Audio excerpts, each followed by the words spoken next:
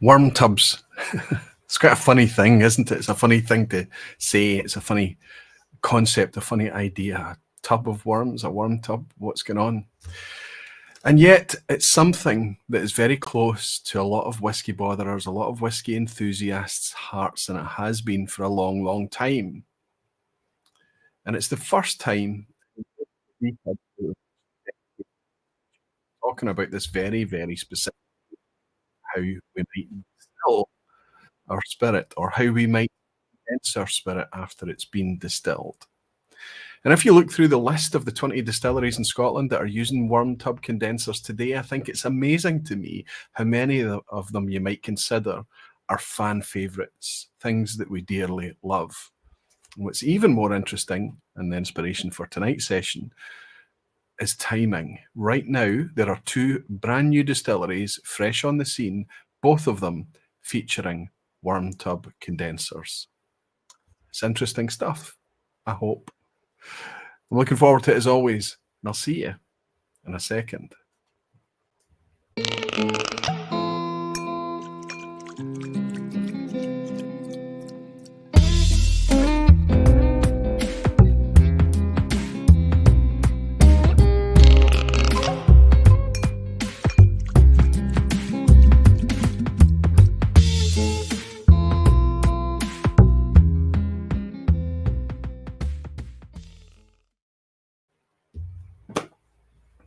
Hello, whiskey folk. Hello, everyone. Welcome to the vPub. Welcome to Thursday night.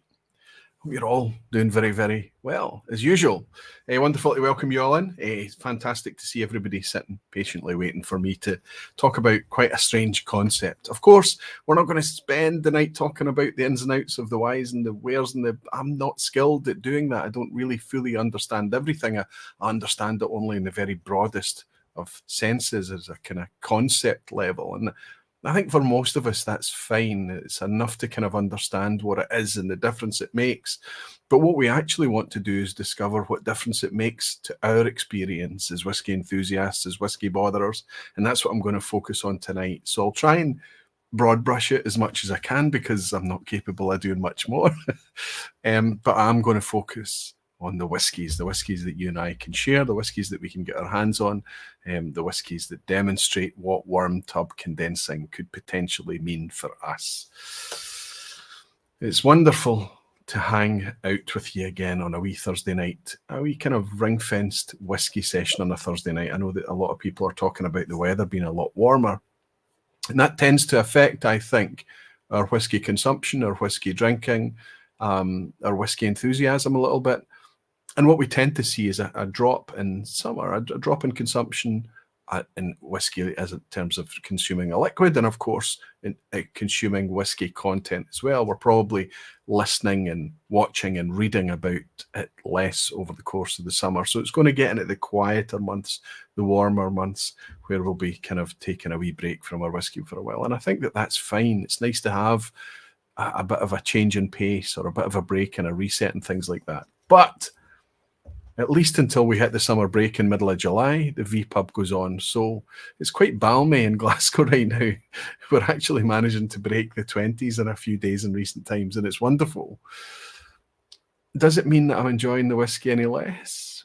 I have to say that weirdly this year, in the last few vPubs, I have been enjoying the whiskies I'm discovering with you guys more than I would normally at this time of year. It's been very interesting. And I wonder if it's a measure of the type of whiskies that's available to us right now or just kind of my mood and moment that I'm in at the minute. But it's been very, very good. I hope there's more of that tonight. These should be whiskies that are right up kind of Geek Street. These are whiskies and distilleries that we all tend to love, things that we're drawn to. Let's see if there's some consensus there, and if it's the type of whiskies that you're enjoying too. I'm going to welcome, like I always do, jump into the chat and welcome some of you beautiful whiskey folk and dedicated barflies. But first I'll welcome James DeJulio, who's bought me a very early dram. He's celebrating exactly what I've been talking about, summertime, and the drams are easy. You're spot on, James. I hope the weather's nice where you are, my friend. I think, if I remember well, you're New York State somewhere. Thanks for the dram, buddy. It's nice to have you, James. Thanks to everyone for last week, by the way. Last week was a very difficult vPub. Not difficult. That's not difficult. It was a bit of a challenge for me because it wasn't normal kind of whiskey content. It was very kind of focused on the channel and finances and how things work and policies and ethics and all of these things. And I was a wee bit worried how it might come across. But I'm grateful for the support I had on the night. It was fantastic. It really, really did fortify things for me and banished some of the imposter syndrome. And I'm very, very grateful for that. But I'm also very grateful for the messages of support that's come in since, and also the actions of support that's come in since. I've enjoyed, bizarrely, it was not an intention of last week's vPub, but I'm very grateful for it, and I've enjoyed a little bit of an uptick in Patreon support and things like that. So welcome to all my new patrons. I know that I'll go in there and welcome you all individually, but it's nice to see that. And I've also seen an uptick in support from existing incumbent patrons who decided to increase their support a little bit and fettle things, and I've had messages through from those guys telling me that they're doing that very thing. It's very much appreciated, and I want to thank you all very, very sincerely. Thank you.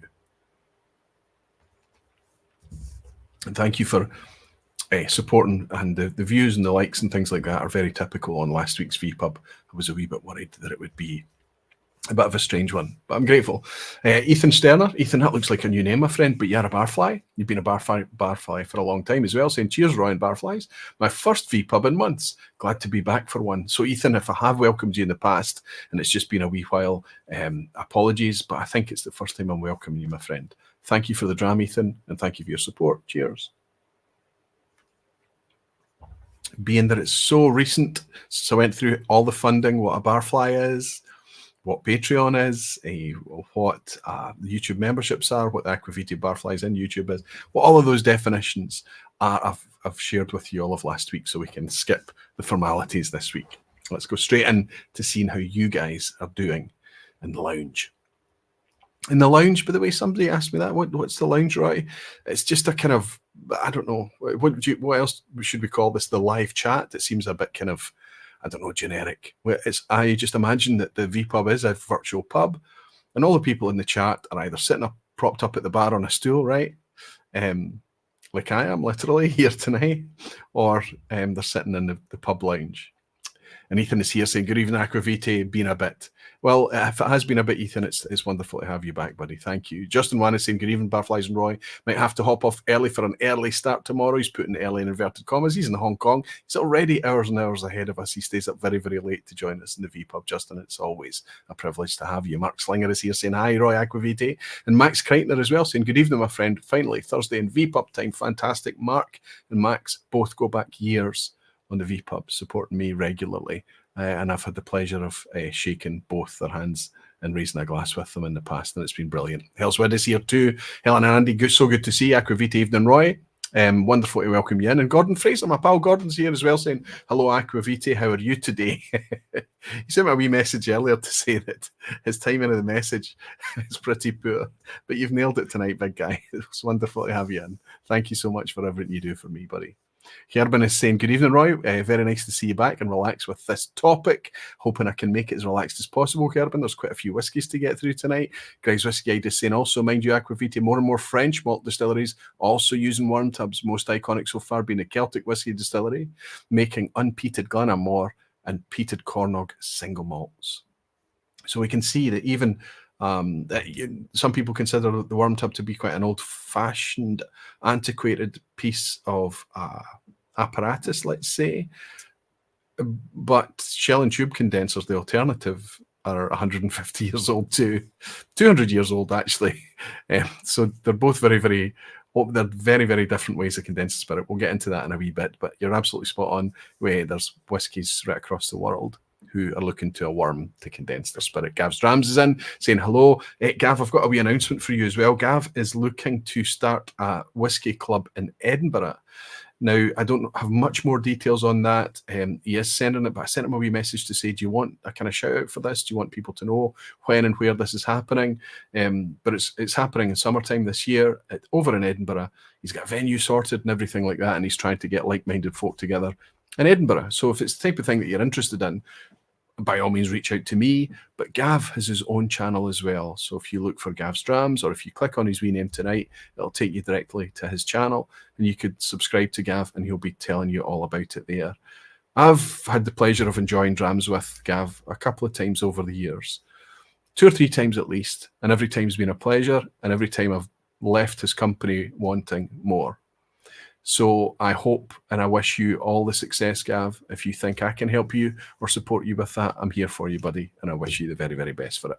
Mike Molasses is saying, good evening, Roy. Worm tubs forever. So there we go. We've got a fan for worm tubs, whatever worm tubs may be, and Mike Molasses. Good to have you, buddy. Anthony McGee saying, good evening, all. Good evening, Aquavite. And Jerry Miller is saying, good evening, Roy. Looking forward to this. Nice to have you, Anthony. Nice to have you, my pal, Jerry, too. Klitz is saying, good evening, everyone, Roy. I have to sign off and catch the replay. Exhausted after a long day. Really looking forward to the topic and some of my favourite whiskies. Klitz, it's nice to have you here live. You've been here live recently for quite a while. And apologies that you're signing off a wee bit early tonight. I hope it's because you're just needing a recharge and not too tired. But thanks to everyone who picks this up on the replay after the event. It means so much. Leave a wee like and comment if you're doing that right now. It goes a long way. Danny Keenan is saying, hi, Roy. Looking forward to this one. Thank you, Danny. Nice to have you in, buddy. I hope you're keeping well. I know you're doing well. I think we've enjoyed this week, haven't we? Alistair Gray saying, good evening, Aquavita and the magnificent barflies. Another warm night there in Turf. Speyburn Bourbon single cast to the rescue. Fantastic. Very on theme as well with Speyburn. Alistair, always great to welcome you. My pal Rolfie Ebhead is here. Fantastic, buddy. Whiskey Weekend Dram Harrow is saying, hi, Roy. I'm warmed up for tonight. Oh, the puns are coming already. You're doing better than me, buddy. It's nice to have you in, Harrow. Road to Dram. Alberto is saying, evening, Aquavita. A standard but delicious Craigellachie 13 in the glass to be on theme tonight. Again, another worm tub distillery. Well done, Alberto. Fantastic. And Pedro is saying, good evening, barflies. Good evening, Aquavita. Pedro over there in Brazil tuning in again. It's just amazing to see all these folk all the way from hours ahead of us in Hong Kong with Justin Wright and hours behind us, and people like Jerry Miller and Pedro Menezes. And I say Menezes, he's in Brazil. It's Portuguese, so it's Menezes, isn't it? Sorry, buddy. Anthony Lambert is here. Good to have you, Anthony. He's saying good evening, Roy, and good evening, barflies. After seeing the subject of tonight's vPub, I checked through my collection and I was surprised how many are on the worm tub list. Yay. Yeah, I wonder if we're conscious of it even, Anthony, right? Or if we're just drawn to those kind of heavier, more kind of, I don't know, punchy, muscular, bold, hefty styles of whiskey that worm tub condensation can help produce. Excess to Scotch saying, good evening, Roy and Belt, fellow barflies. Glad to be back in the vPub. And Tom, Whiskey and Wine Trails, is saying, cheers, Roy. We'll be leaving early to meet with our friend Drew at local bar. They have all 4 Miko Tors on the gantry at $9 a dram. It's amazing. So you've got Drew from Arizona in Arizona. You've got Whiskey and Wine Trails, Tom in Arizona. Met through the channel, and they're hooking up tonight for a few drams at the local spot. Fantastic. That sounds so good, Tom. Give my best to Drew when you see him. He's probably perhaps in here. Gene Kelly, good to see you, Gene. Glad to be back for another vPub. He's saying, hated to miss last week's live one, but had to travel for work, forced to watch on replay. Greetings, Aquavita, Roy, and fellow barflies. Listen, Gene, never ever worry about it. And I'll say to everybody, just as this jumps and drops right down the bottom, I'll scroll back a wee bit. I know I've missed a lot of you there. I'll say to everyone, never ever feel anxious about missing the vPub live. Never even feel anxious about missing the catch up on the replay. Just follow what you know. It's whiskey, it's alcohol we're consuming as well. We need to remember that. We just need to participate when we want to. We need to set it aside when we feel like that, when we're in the mood for it. And it's the exact same for the vPub. It's intended, it's designed for you to drop in and out when it suits you, just as if it was a regular pub. You deserve all the support, says Road to Dram. Thank you very much, Alberto. Thank you, my friend. And Jimmy Legg is saying, no one that's met you ever questions your integrity. You just need to meet more people, if that's even possible. Jimmy, first comment of the night, and one that gets me right in the feels. Thank you, big guy. It means an awful lot. I think everybody's kind of referring a wee bit to the topics that were discussing last week, but I really do appreciate it, Alberto and Jimmy. And David Owen is saying, good evening, Roy. David, it's always great to welcome you in, buddy. A couple of drams come in, one from Daniel Williams over the Netherlands. Good to see you, buddy. He's saying, if we all like Roy, will exclaim crikey, slant you, Roy. So I think Daniel's trying to drive up the likes. It's really important to see that like up there. Not for me. I don't pay too much attention to it. I suppose if there's a really low like uptake, I wonder if I've missed something or got something wrong. But YouTube likes it more than anything. If anybody's coming along behind you wondering what the vPub is, why would I spend 2.5 hours listening to this guy? A lot of likes under the video goes a long way to reassuring people that it's legitimate content and I'm not just spamming you with, well, I'm spamming you a wee bit with my droning on, but it's fine. Some of you seem to like it okay. And David Hong has bought me a dram as well. David, thank you so much. But no comment or anything, but based in the US, David.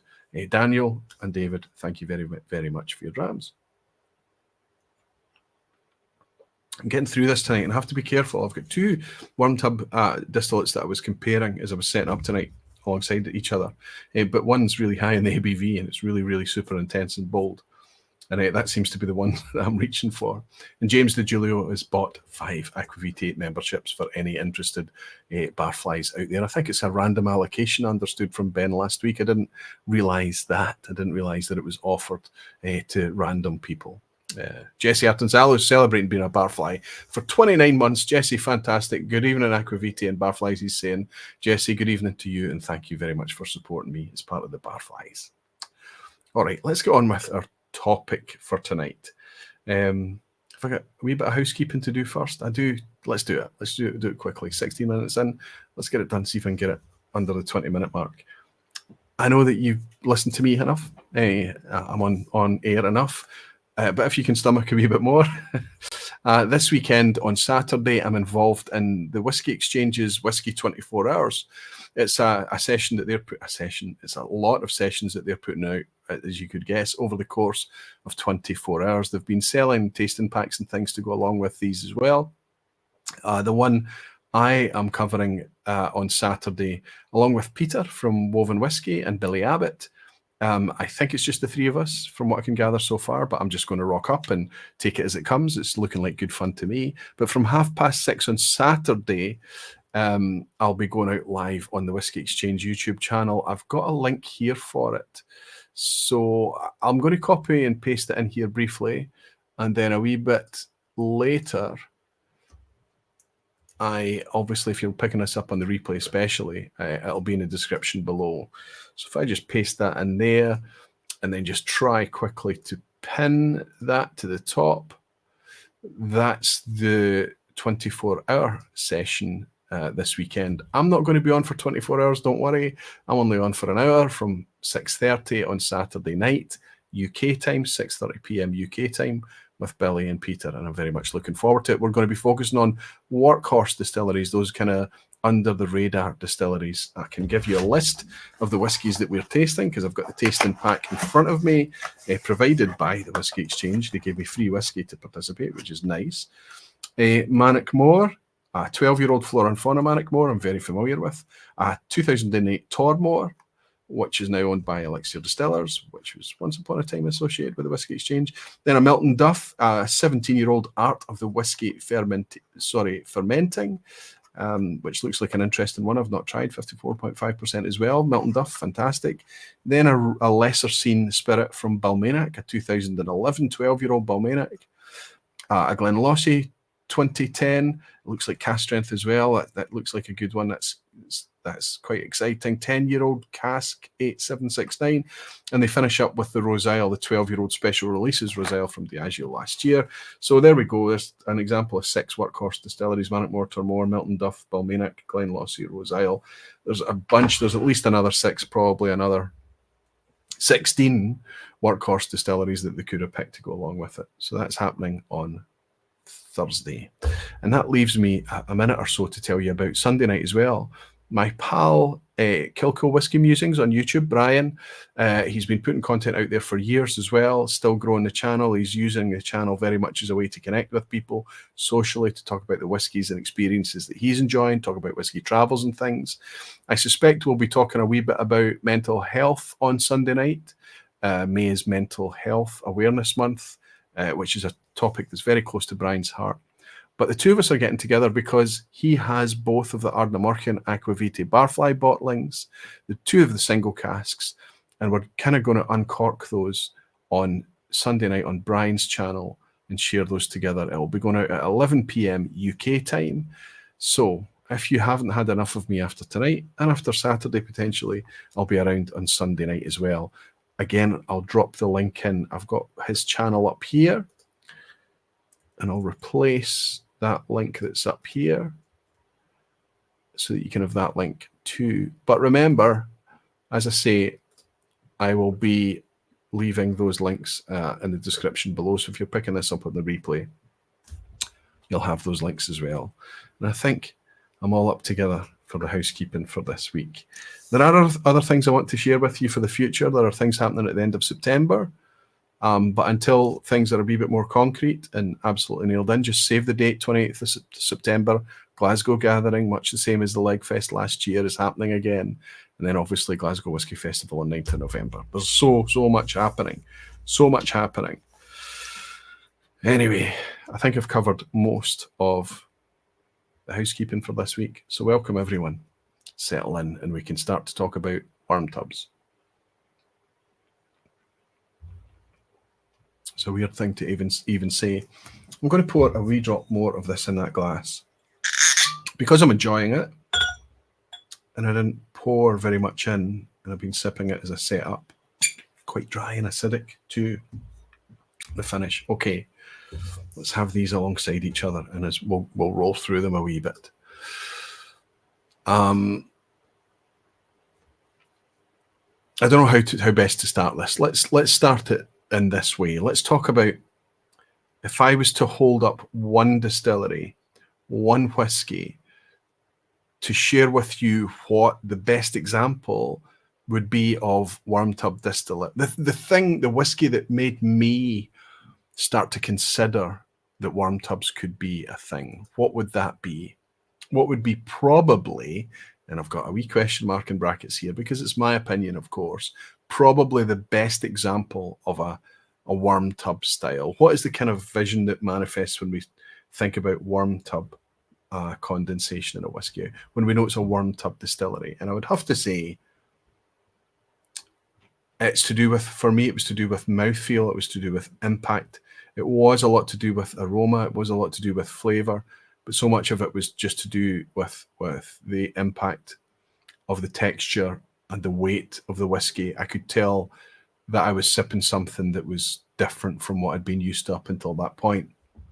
And I'm going to go back to, as a specific example that I remember, it might not be the first, of course, but a very, very vivid example is when I, once upon a time, picked up a bottle of this. I'll try and hold it so it stays in focus. This is the original Flora and Fauna 16-year-old Mortlach. It's 43% ABV, which is always a frustration with our Flora and Fauna bottlings, isn't it? They're all 43% ABV. And yet there is enough presence, weight, texture, boldness to this bottle of whiskey that, quite frankly, it made Mortlach legendary as a spirit. Now, Mortlach's been available through independent bottlings for a long time. It wasn't only Flora and Fauna that built its reputation, of course, but I would say that this bottle is singularly responsible for turning Mortlach into from a workhorse distillery into something that whiskey botherers, whiskey geeks passionately loved. And what's crazy about this Mortlach bottling, and I'm guilty of it too, is that when it was discontinued about 2011, 2012, all the people that were buying it up on secondary market, they weren't buying it to collect and keep. They were buying it because it was gone and it was lost and they missed it. They were buying it to drink. Fortunately, there was enough of it about. You could pick it up fairly cheaply back then. Some bottles I was able to pick up for 67 to 80 pounds. Occasionally, I would have to pay a wee bit more. I dread to think we'd have to pay for this now. This bottle has been sealed in my collection for a long time. I usually have had a bottle of this open, but it's been finished, and I haven't had any open in the vPub for quite a long time now. So I'm going to save this one for a wee special occasion. There's some folk I know that particularly love this, and one day it'll just get opened and enjoyed. Despite the fact that it's the Diageo Flora and Fauna presentation. Listen, anybody that's been watching the vPub for long enough will know how close the Flora and Fauna series is to my heart, just how much I love it.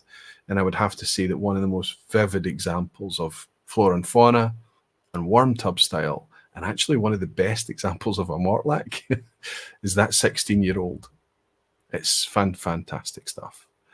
That was probably the thing that nudged me to think about what worm tub condensation did. I've got a Mortlach in the glass right now, and I'll share with you what that is. It is an example, exactly an example. It's almost like you've taken the flora and fauna and not just dialed up the ABV, but dialed up the intensity of most of the notes. This is quite a challenging whiskey. It's definitely a mood whiskey, and it's certainly not something that I would quite easily pour for somebody who's just in for a casual chat and a sit and a dram with me. It's actually from Decadent Drinks, also associated with Whiskey Sponge. It's a cask strength version. This is their notable age statement, 10-year-old Mortlach. It's bourbon cask matured, but it looks like it spent something like 2 years in a sherry finishing cask, and you can see it's been quite an active cask. It doesn't take, this is an active sherry cask. It doesn't take too long to do this to a whiskey, but absolutely almost every flavour that you're going to pick out of this glass, very little is going to be bourbon cask. This is very sherry dominant. It was so potent that being the first dram I poured tonight, I immediately grabbed my water dropper and doused it with a good dollop of water, which is probably what it's designed for. There was some of this same liquid from the same cask went into their Equinox series at lower ABV, 48.5% ABV from memory, I think. But this is the cask strength version. It wasn't inexpensive. It was about £90, maybe closer to £100 or something for a 10-year-old product. But I remember getting to taste it first and thinking, oof, you know, it's Mortlach all over it. It's very heavy. It's very dense. And I went for it and I picked this up. I've had it for a while. I've had it for a year or two at least. But rather than crack open the flora and fauna, I thought I'd go with this one. It's been in a glass a long time now. I'm getting a lot of cold coffee on it. Coffee grinds even, coffee. Thick, heavy jam notes, damson jam, mixed fruit jam, raspberry jam, that kind of thing. Chocolatey too. But what I'm looking for, and it's missing a wee bit, what I did used to get when I sipped the flora and fauna was a beef stock note, a savoury note, something that would occasionally remind you, this is quite a a parochial thing. It's, if I'd opened, in the UK we've got a snack called hula hoops, and one of the most popular flavours for hula hoops is beef. So if you opened this snack, it's this beef hula hoops flavour. I'm not getting it much tonight. Not at all. I think this is just such a bright, fruity sherry cask, very active sherry cask, that any kind of that savoury umami note has been a wee bit overpowered if it did exist there in the first place. So I'm not getting a lot of the kind of beef stock notes from this tonight, but sometimes, especially with Mortlach, when you get it, you really get it. It's quite obvious. And I'm going to give you my idea of where that comes from, because we're going to talk about what a worm tub actually is. Rick Johnson, good to see you. Late arrival, he's saying. Good afternoon from San Francisco, Roy, and fellow barflies. Sounds like it should be fun. And Ryan Sutherland is saying, have you sampled any Balmenic before? Whiskey Sponge released a 33-year-old recently, and it was out of this world in terms of wax, oil, and a fruit character you can only achieve through time. I've got a couple of Balmenics up here on the shelf. You know, it's a lesser spotted malt, isn't it, Balmenic? Because for so many workhorse distilleries, we lean on the independents. But when we lean on independents for Balmenic, we often come up short. I mean, they are available. SMWS release them from time to time. I've seen them from Douglas Lane. They are available. If you go online, you'll probably find a Balmenic or two, Ryan, right? But they are quite a rare thing. But it is indeed a worm tub distillery. I didn't get to try Sponge's 33-year-old, not from memory, but it sounds like a belter. Tim Pills is saying, lovely dram, that Decadent Drinks one. Glad you're enjoying it too, Tim. It's quite a potent thing. Whiskey Tube is saying, evening, Ryan, all late in. There is somebody calling themselves Whiskey Tube. They're spelling it with an E. I wonder who that is. Whiskey tube. Nice to see you. It doesn't matter that you're late in. Bruce Bernard is saying, just got in. Early morning here, no dram for me. Just as it jumped, buddy. Celebrating being a member for the Barflies for 27 months. Early morning. Well, hopefully if you get to pick it up a wee bit later, Bruce, maybe even the quiz. There will be a kind of worm tub themed quiz tonight. You'll be able to have a dram in hand, my friend. Good to have you in. Whiskey Novice Jim is here. Hula hoops is a first, but I know exactly what you mean, Roy.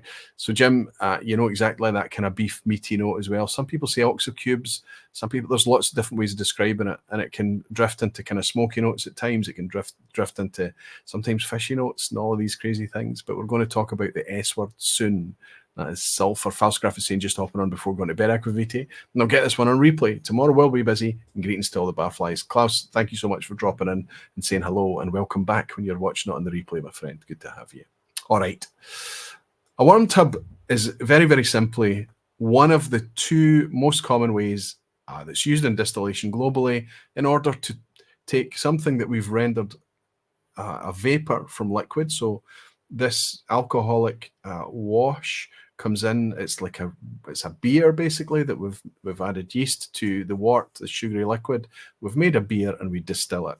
So it goes into the wash still first, and of course we distill it. It turns into vapor, and in order to render it back into liquid again, it has to be condensed. So that alcoholic vapor is condensed through the use of a condenser, funnily enough. The most common, because it's the most efficient, the most controllable, and the most desirable way to condense that, whether it's in the wash still or it's the low wines that's then being redistilled in the second distillation, so it's distilled in the spirit still, it doesn't matter. It's a shell and tube condenser. And that's just this big imagine this big massive cylinder. You know, they can be all sizes, but you know, it'd be difficult to hug them. They're pretty big things. And inside this cylinder are lots and lots and lots of quite thin, smaller diameter tubes that are full of freezing cold water. Very, very cold water. Well, let's not say freezing cold, because so much of it's to do with how they control things, is what the temperature of that water is. So anyway, the gas vapor goes into this tube. It makes contact with these cold copper tubes inside these shell and tube condensers, and obviously it's rendered back into a liquid, and that's how they collect it. Worm tubs are a different thing. Worm tubs are seen as the old-fashioned way of doing things, whereas shell and tube is seen as a modern way, but that's not strictly true. We're already 200 years in since the shell and tube was invented. It's just the most prevalent way, the most defined, the most easy control way. That kind of what preceded shell and tube was something called a worm tub. And that, imagine the still comes up, the neck of the still comes up, eventually a swan neck still, it's going to turn, it's going to become a line arm immediately. There's sometimes ascending, descending, straight line arms, all of these things. But a worm tub, rather than that line arm going into the shell and tube condenser, a worm tub would have been basically just a coil of copper. I mean, it's almost like an extension where you've taken this line arm, and the longer you make the line arm, the better the spirit is, because the more copper contact there is. Copper is a wonderful metal for taking so many impurities out of that vapor. People talk about the conversation between the spirit vapor and the copper, and how it really, really makes a much lighter, much more complex, much more interesting spirit. So the more copper contact that you have, the lighter, the fruitier style of whiskey that you have, with less heavy, meaty, sulphury notes. So they worked this out, and they worked out that if they bend this copper tube into a coil and put it in what probably would have originally been just big barrels, hogsheads or whatever, they would be able to condense it quicker with cold water in the barrel as well. So the vapor would be inside this copper tube filled with cold water, condensed back into liquid, and it come out the other side. It's obviously much, much bigger scale that we see in distilleries today. These worm tubs are huge things. The scale of washbacks, right? The scale of fermentation tanks. It's just huge worms with big, massive pipes that gradually get smaller and smaller and smaller as they coil around, either in a cylinder or sometimes a kind of square or rectangle or whatever it may be. But these long copper tubes. That's the idea of a worm tub. Where it's different is that if you talk about condensing something very, very fast, if you change it from a vapor into a liquid very, very quickly, the less copper contact that you have. So maybe if the worm tub is outside and it's winter and it's freezing cold, that vapor is going to turn into liquid super fast. There's not been much of a conversation, so to speak, between the vapor and the copper. So you're going to have this really quite heavy, bold spirit. And that's what a worm tub can be very, very good at. Obviously, you can do other things. You can switch out the copper for steel, like a lot of condensers do. You can artificially change the temperature of the cooling water inside the vessel. You can do all of these things to either increase the copper contact or decrease the copper contact. The more copper contact you have, the lighter the spirit, and the less copper contact. Broad brush discussion here. You're going to have a heavier spirit. So let's imagine that if somebody is deliberately employing a worm tub, what they want to do is one of either two things: to preserve the style of the character of the distillate that they are used to and that they've become relied upon for. So they're trying to keep it the same. And if they change it, like Dalwhinnie did in 1986, they swapped out their worm tubs for shell and tube condensers back in the Whisky Loch days, the doldrums of whiskey back in the 80s. Why? Because there were shell and tube condensers from closed distilleries available and things. The worm tub need upgraded. There wasn't a lot of money around. Nobody was drinking or buying whiskey. So Dalwhinnie swapped out their worm tubs for shell and tube. It took a few years, but they worked out the huge impact that they'd had in their spirit. They'd redefined what Dalwhinnie was, and they realised that they had to move back to worm tubs. And they reinstated worm tubs back in 1995, but they weren't successful straight away. Cast iron was switched out for wood. It was a different thing. It was a different location. It produced a different spirit, so it took them a wee while to fettle things before they got Dalwhinnie back to where it once was in the early 80s and before. So they're trying to preserve the character. That's the first thing. The second reason that you would employ a worm tub is to arrive at a very specific style of whiskey.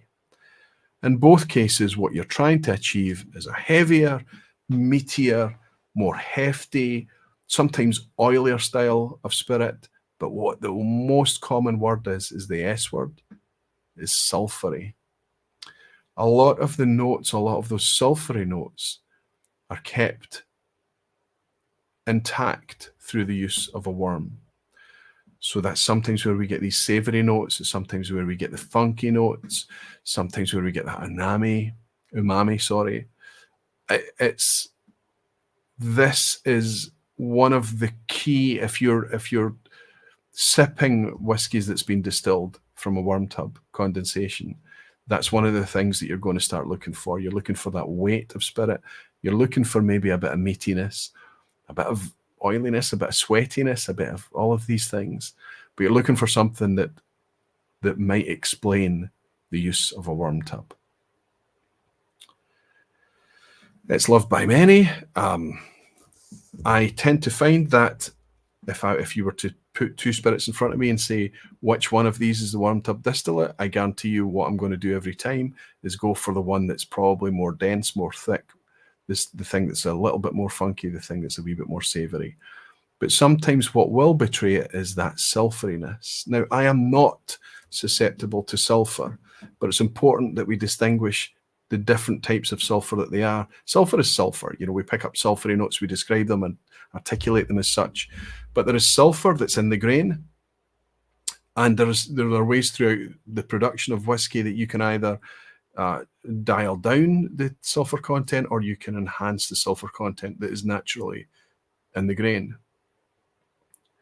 There is also sulphur that can come from casks, specifically sherry casks, more often than not sherry casks, occasionally wine casks, where there is a sulphuriness that is imparted on the whiskey through maturation in the cask. Slightly different ways of sulphur being in the liquid, those sulphury flavors or aromas in the liquid. For tonight's session, I'm talking about how sulphur might end up in new make spirit before it's even touched the cask. There's a sulphuriness on the new make. I remember years ago, Roddy telling me and talking about these types of topics, and he talked about how some of the most challenging new makes that he's ever tried often make the most interesting whiskies after some time in a cask maturing. I think he's talking about things like Mortlach.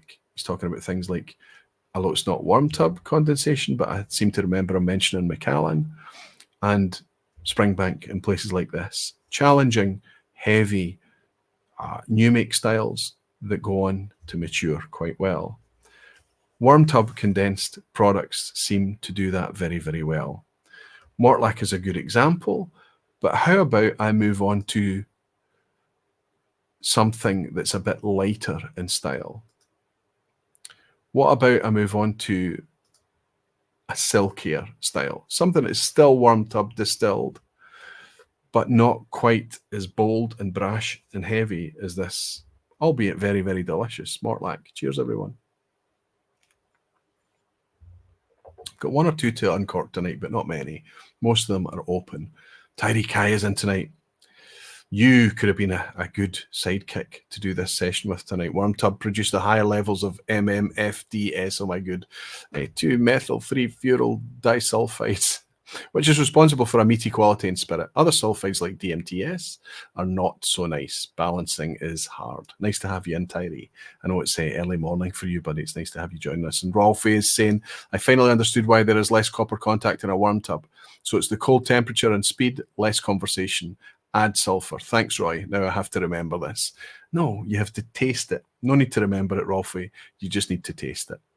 We don't need to get too heavy. Worm tubs also begin to insulate themselves with fatty acids and fatty acid ethyl esters and similar longer alkyl chain compounds. My goodness, Tyree. This insulation reduces copper contact too. Tyree Kai, for anybody that doesn't know, is one of our most knowledgeable and technically aware and gifted and willing to share writers in Dramface as well. It's wonderful to have him on board.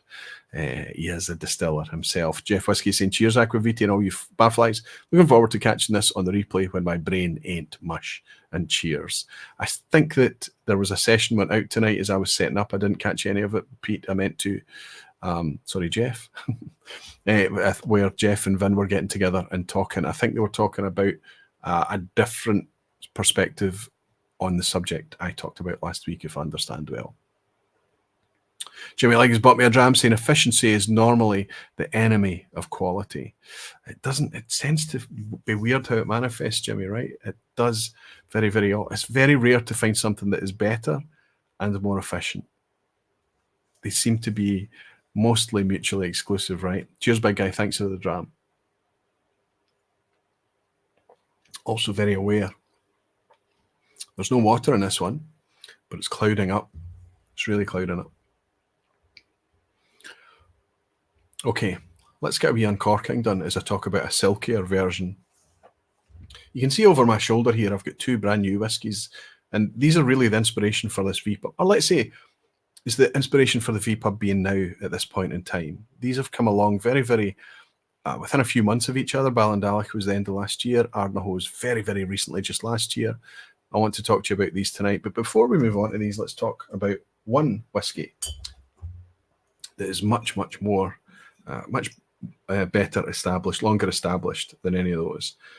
We're going back to, this is very, very similar to Flora and Fauna in style and in presentation, the typeface and everything. But I have had this bottle sealed in my collection for probably a decade. I really have. And it's not been opened because I'm precious about it or anything. It's very inexpensive and you can buy it anywhere, everywhere, most of the time. The reason it's not opened is that I was always very, very familiar with it and I just never got around to it. But it's appropriate for me to get around to it tonight. So this bottle that's been sitting on the shelf for 8, 9, 10 years is going to go open tonight. It is an official bottling from Diageo. I think it's part of what they were once calling their extended malt range. It looks a wee bit like a dumpier bottle of Flora and Fauna. It's Glen Elgin's 12-year-old at 43% ABV. The same presentation as Flora and Fauna. It's nice to have the age statement on there, but nothing more than that, really. But there's no guarantee of filtration status, so we can guarantee it's filtered. And obviously, They don't mention, being Diageo, they don't talk about colour whatsoever. No, no, no. We don't mention such things. Okay. So let's get this opened. We might have some cork issues here if this has been on the shelf for 10 years, right? I've been caught out in the vPub in the past. Let's make sure the cork's a wee bit wet and see if we can just... Feels solid. It feels good. In fact, it feels quite nice. We might get a nice pop out of this one. Good. And I guarantee you we're going to get a bit of a glug. I'm going to put it in a different glass from the Glencairns tonight because I'm going to do a wee side-by-side later. Just for fun. Okay, let's see if we can get a glug. That's therapy, that's it. Wonderful noise. So, we've finally got this opened. It's not the first time I've owned this bottle of whiskey. I've owned it in the past and I'm familiar with it. It just appears every now and again. I feel like I remember it quite well, but I feel like I quite enjoyed this back in the day. For being a 43% whiskey, it was nice to have a 12-year age statement. And back in the day we were picking this up, I probably paid £30 for this, 32, 34, something like that. Interestingly, today, this worm tub distilled Glen Elgin from Diageo, decent sized distillery, 2.7 million litres, you can still pick up for 40 quid, 45 quid. It's not expensive, which is a strange thing to say when we talk about Diageo, but occasionally we do dig up these wee hidden gems, don't we? These things that are still available for a good price. So where that Mortlach I could not pour for somebody coming into the house, I suspect that I'm going to sip this and it's going to bring me that nice, easy, approachable style of whiskey that I could pour for anyone. But the big question is, does it engage us?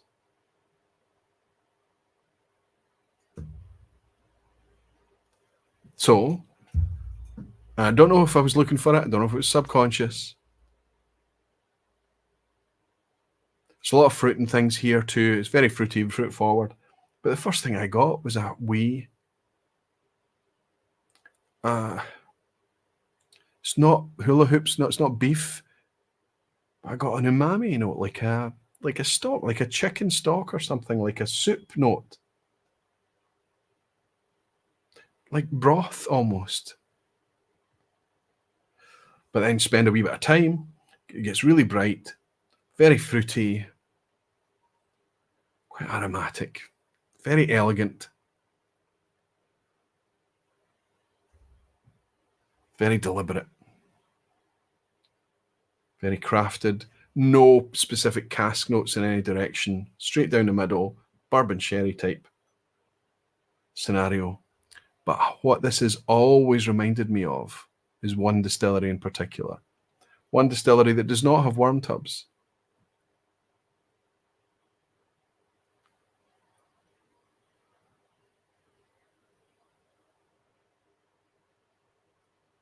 But has a very similar profile to this. This is cracking. This has got a great nose for 43% whiskey. Now, caveat this with this is 10-year-old. This is 10 years in the bottle. If you went out and bought a Glen Elgin now, of course, there's a very, very good chance of flavour drift, but it's a big distillery with a very tightly controlled spirit. So there's a good chance it'll be pretty consistent.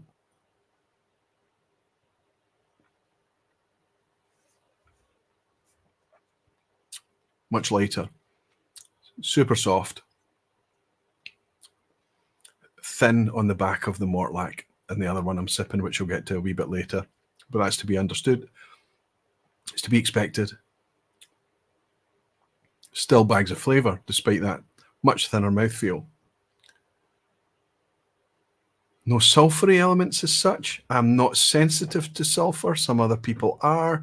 There's some mild sulphur notes that I've got friends that stick their nose in it and they smell matches and fireworks and all of these crazy things. When it's really bad, some people can talk about rotten eggs and all of this stuff. Not for me.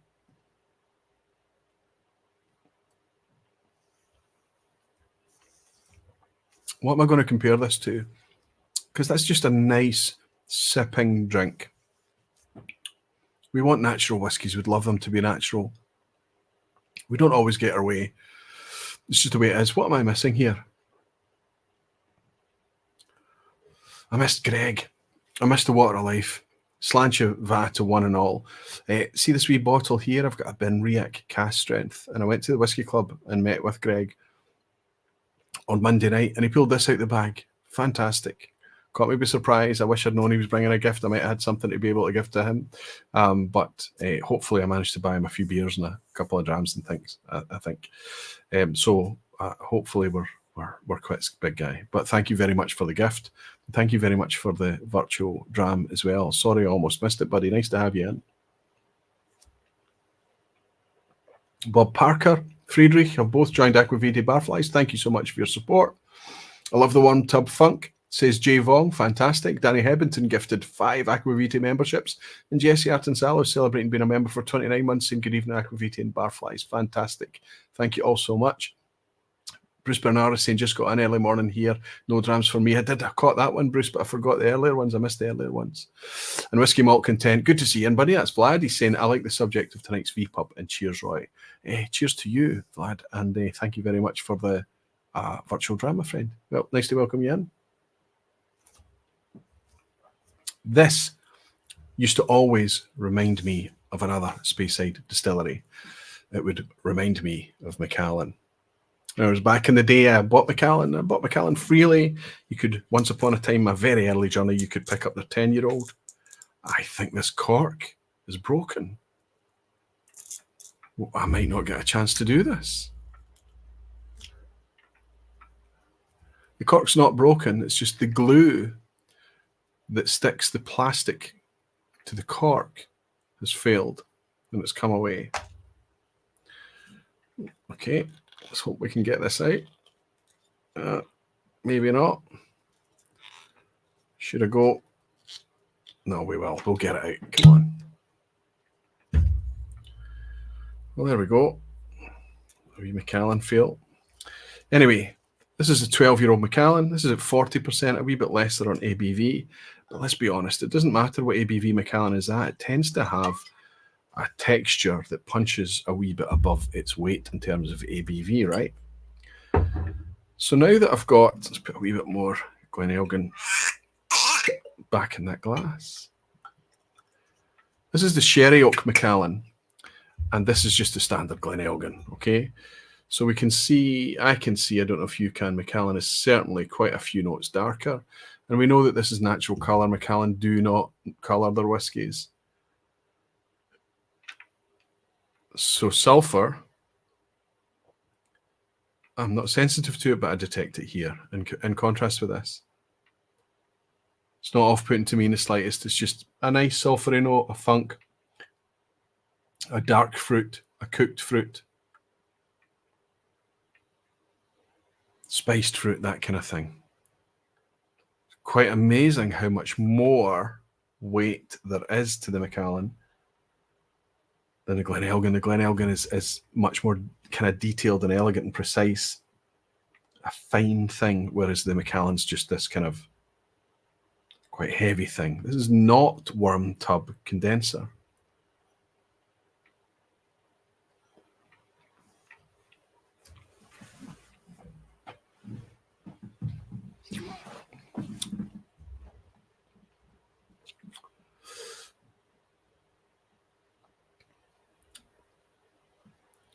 That's quite surprising. That's quite surprising. I'm going to be honest with you. I expected this Glen Elgin to hold up against that much better.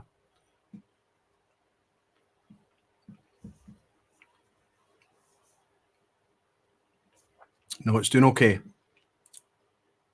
I suspect there's a lot more bourbon cask maturation in here. But the Glen Elgin's got a nice oiliness to it. I wouldn't go as far as saying it's unctuous or waxy or anything. A nice mouthfeel.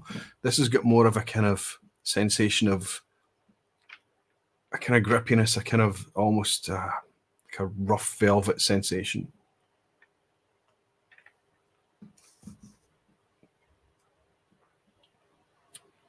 But here's the difference between the two.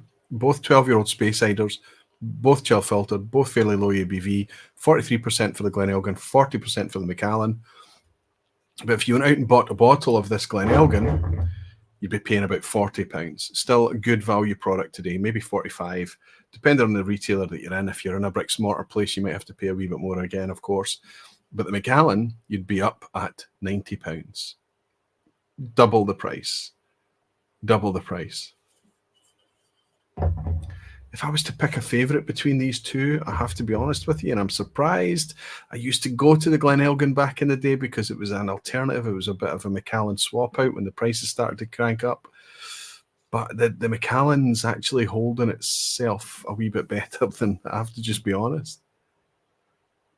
I'm not, Macallan's not something that exists in the vPub. That was bought specifically for a project we did about a year or so ago, maybe longer than that now. And when that's finished, it won't be replaced. Macallan is just far too expensive, selling on brand only. And not all of the Macallan releases are of this quality either. An interesting side-by-side. Worm tub versus non.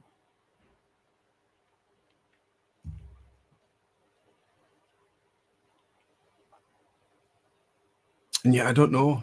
I think there's a wee bit more complexity. There's a wee bit more detail to the Glen Elgin. A wee bit more of a kind of Moorishness. Macallan might be like a 1 or 2 drams and you're out. Whereas the Glen Elgin, I think, has got that kind of profile that kind of makes you want to go back and go back. Put a dot of water in it and see if it's switched up any. Or... The mouthfeel is surprising and quite nice, despite the fact that they are both a wee bit.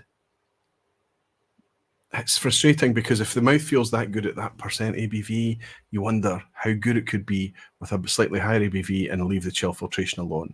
Don't worry about flock. Let people understand that it's a natural thing that happens in whiskey.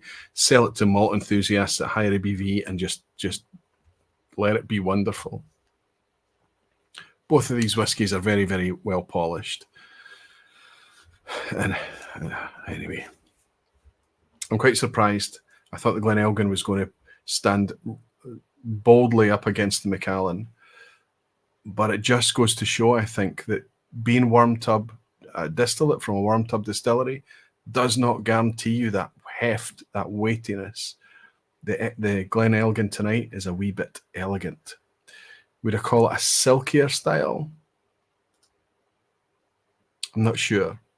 Call it a lighter style, a more elegant take on a worm tub distillery. Blair Stevenson is saying, the classic cut releases are the only Macallan releases I've found myself actually enjoying, beyond just being perfectly fine. So let me tell you the last time you were able to find or afford a classic cut, buddy. I mean, I know that potentially you get out there, you're able to try them here and there, but they're very, very difficult to get your hands on. Loy Pinheiro, good to see you, Loy, saying that Macallan cork is another example of efficiency resulting in lower quality. Hey, listen, I'm not going to beat up anyone for kind of a cork failure. We all insist on our natural, I don't insist on natural corks, but many people do. And this is natural cork married to a plastic cap. They're going to use glue, right? And tonight the glue failed. It's just, there's not a lot of glue on there. It just seems to be around the edges. Listen, it is what it is. It's just, I have so many cork failures that if I was going to criticize something based on the cork failing, there's plenty other things I can criticize Macallan for. So I'm not going to beat them up because my cork failed, right? But good to have you in, Lloyd. Good to have you here. And Jean Pelly is saying expert cork extraction, and Whiskey Weekend Drama is saying finish it. Ha ha ha. No. Lloyd saying short stills, probably why the Macallan is a bit more weighty. Absolutely. Small stills, short stills, very steeply descending line arms as well to reduce a kind of much in the same spirit, pardon the pun, is a worm tub, just kind of to keep the copper conversation reduced or minimized. So Macallan have these really steep line arms. Jimmy Legg is saying, can overfiltration cancel out the worm tub? I would have to say that it's my suspicion that it would take a lot of it away. I don't know how much of the aroma or how much of the flavor it might take away, but certainly if we're talking about heft, weight, and mouthfeel, I think it would take a lot away. Anyway, let's get on to the first of the whiskies I'm excited about, because I'm inspired to do this vPub because of some new distilleries that are coming out. So what distilleries are using this supposedly old-fashioned method? I'm going to get to this later tonight. This is the brand new Ardnahoe. Look, I've been through this. I took it to a barbecue this very weekend. I shared the life out of it. It went down quite well. But it's much more heavily peated than I expected it to be. I took delivery of this on Friday of last week. And I've really been getting my head around it and getting tore into it. I want to share it with you. Spoiler, I'm really quite impressed by this. I really quite like it. Let's see how it holds up tonight. But we'll get to that heavily peated Ardnahoe. They're not selling it as heavily peated, but it is. At 5 years old, there's a lot of peat smoke in here. This is not peated. You might remember a few weeks ago when I talked about almost new whiskies. One of the whiskies that blew me away, and that almost new whiskies vPub is got to be one of my favourite vPubs of the last year, just because of the whiskey I was sipping in that. The Dornoch, the Circumstance, this Ballindalloch, it was becoming dull for me because every whiskey was just like bang, bang, bang, fantastic. It was so good. It made me so excited and enthused about whiskey and its future. It was fantastic. So excited was I about the sherry cask Ballindalloch that I enjoyed that night. I took it to Limburg with me and I left it there. I couldn't bring all the bottles back. So I left it there with a good pal of mine. Hey, Stefan, I hope you're enjoying it, buddy. So there was, I don't know how much there was left in it, but it went down very, very well amongst the crowd. So there wasn't a lot left in it, but at least there's some for me to have left behind. The experience with that, it was an expensive whiskey, but it was so good that it gave me the confidence to kind of experiment a wee bit more with what is a very pricey distillery. If you want to pick up Ballindalloch, let me tell you right now, it is not comparing anything apples for apples with Macallan, but the prices are similar. They're very bloody similar. It's expensive. This 2016 vintage single cask. Now, this is a bourbon single cask from a bourbon barrel. This was £100. It was £100 bottle of whiskey, 2016. It tells us when it was distilled. It was distilled in April 2016. So we know if it was bottled, that's 7 years old. So this is a 7-year-old product bottled on the 30th of January 2024. So for a 7-year-old whiskey, that's pretty pricey. The scale of Ballindalloch is pretty small. There's not a lot of it around. I have to say I was very, very impressed by the £90 I spent on that sherry cask. So I was keen to pick this one up. And this was going to be the whiskey that I shared with you. But there's another one available as well. I bought this from Good Spirits Company. And when I went to Good Spirits Company, they had that in the glass cabinet. But they also had their cheaper offering wrapped in Ballindalloch tissue. Apparently tissue is the new box, I read this week. This is their slightly cheaper version. This is their 2015 distilled vatting. This is a vatting from Ballindalloch at 46% ABV, 2015. So they're going for vintage here, but there's a lot of details on the label here. No chill filtration, limited run of 3,600 bottles. Bottled 2024 exclusively for the UK, which is unfortunate. But what I'm excited about is that Ballindalloch have moved very quickly from 50 cl bottles of next to nothing to 70 cl bottles of slightly more availability to a vatted product out there with a 3,000 bottle outturn. So they're upscaling a wee bit, and I hope that means that this stuff is going to reach somewhere closer to you soon. So this is the one I'm going to open tonight. I'm keen to try this single cask one, this bourbon cask one, but this one is the one that's kind of more available to more people, and it's more relevant to the discussion tonight, I think. So this is what I'm going to open. However, the problem is this was £83. So similar age, maybe a year older than the single cask I've just shown you there. Maybe seven or 8 year old product. £83 at 46%. It's expensive. It's very, very expensive. Is it worth it? Let's see if we make it up. Good. Let's get it in a glass. Let's pop that off to the side. Get a glug in the mic. Oh, I'm suddenly pouring this for a very specific reason. Bar 220 has joined the Aquavite Barflies. Thank you very much, Bar 220. First time I've welcomed you in here. Thank you for signing up and joining the Barflies. Thank you for your support. And the One Glass Man Warner, my friend from the States, is saying, hi, Roy. Great to catch you live with a glass of Craigellachie 13. Perfectly on theme as well. Thank you, Warner. He's saying, to be on theme, probably my favourite space cider these days. Cheers, my friend, and thank you for all the great times. Remember that phrase, my favourite space cider these days. It's very, very important. And Wook has swung in. Good to have you, Wook. It's always nice to have you. Super generous again, ridiculously generous. Always difficult for me to know how to appropriately react when Wook swings in with whatever the donation is. I think I've managed to avoid genderizing the Wook donation tonight. But instead, I'm going to raise this wee glass to Warner, to Bar 220, and to my pal Wook, whoever they may be. Give this a wee nose first.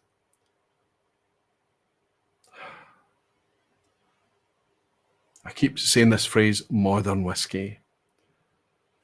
Well, modern whiskey, it's not the right way to describe this, but new modern whiskey. So what you smell is the fermentation room. You smell the ripe fruits, the breadiness, really estery.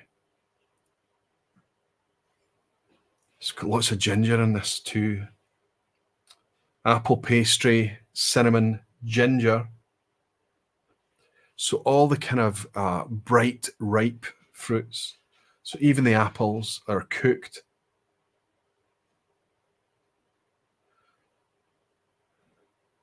I want to have a sip of it though. I want to have a wee sip. And Wook has also been generous to all of you as well and gifted 50 Aquavite memberships. I think that means that there's very few people watching the vPub that's without a membership now, thanks to Wook's generosity. Thank you very much.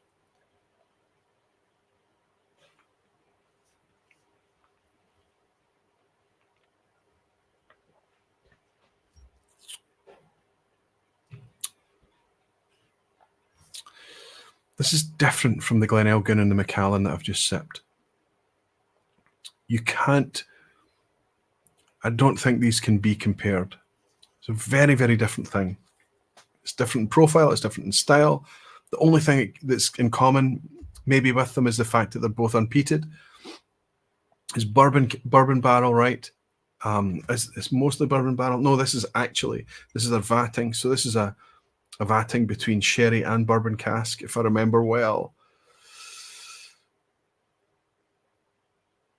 A selection of first fill bourbon barrels and first fill ex-sherry butts. So this is their crafted product. I have to say that the profile on this leans much more to the bourbon end of the spectrum, which for me suits me very, very well. I don't get too much in the way of sherry forward notes in this experience.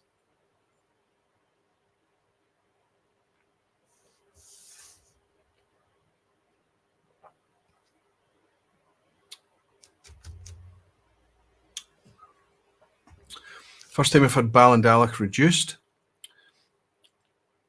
Obviously, the bottle that I thought was brilliant, that sherry cask, was superb.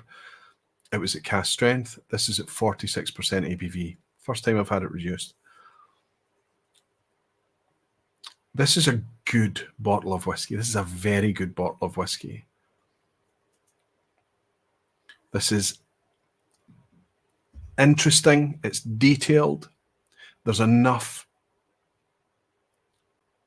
fun in each sip. There's enough flavor.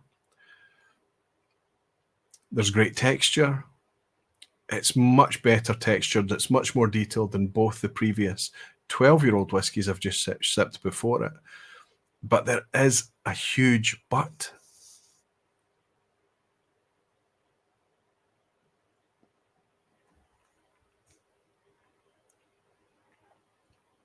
No, it's excellent. It's absolutely excellent whiskey.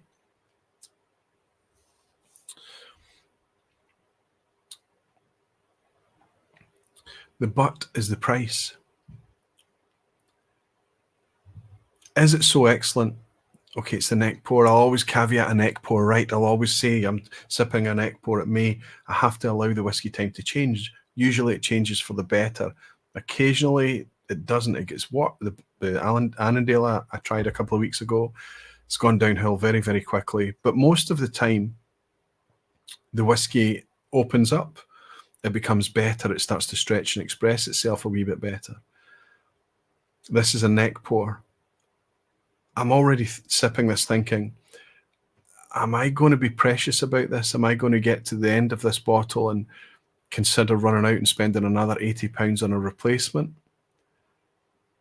Don't know. It's difficult because even if I did, and even if I ran out and did replace it, it would still be difficult for me to recommend it to you.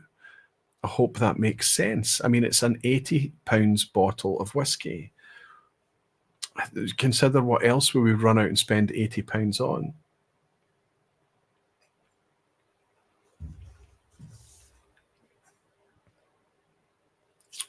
Pour a wee bit more just to make sure. If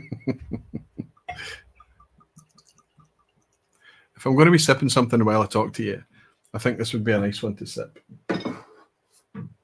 So these Ballindallochs are expensive. The Ardnahoe, I'm going to get to that in a second. They're expensive. But they're rare. Currently very rare. Currently very small scale outturn. Even that large scale outturn, the one I've just opened with you now, is only 3,000 bottles.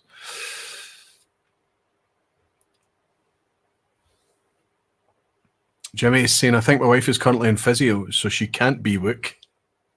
There was a suspicion last week. Jimmy was suggesting that Angie might be Wook, or she's just very tricky. She's maybe dialing in remotely as she's on getting her physio, right?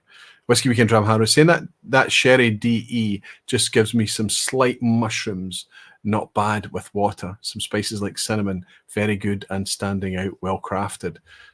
So the sherry DE is a sherry distillery exclusive. Is that the Ballindalloch you're speaking about, Harrow? I imagine it must be. Stefan Novak has said, in wine they call this style a winemaker's wine. So Stefan is the guy I left the Ballindalloch with. He was the guy standing in front of me. What do I do with this? And I saw him. I said, it's only going to go to Stefan.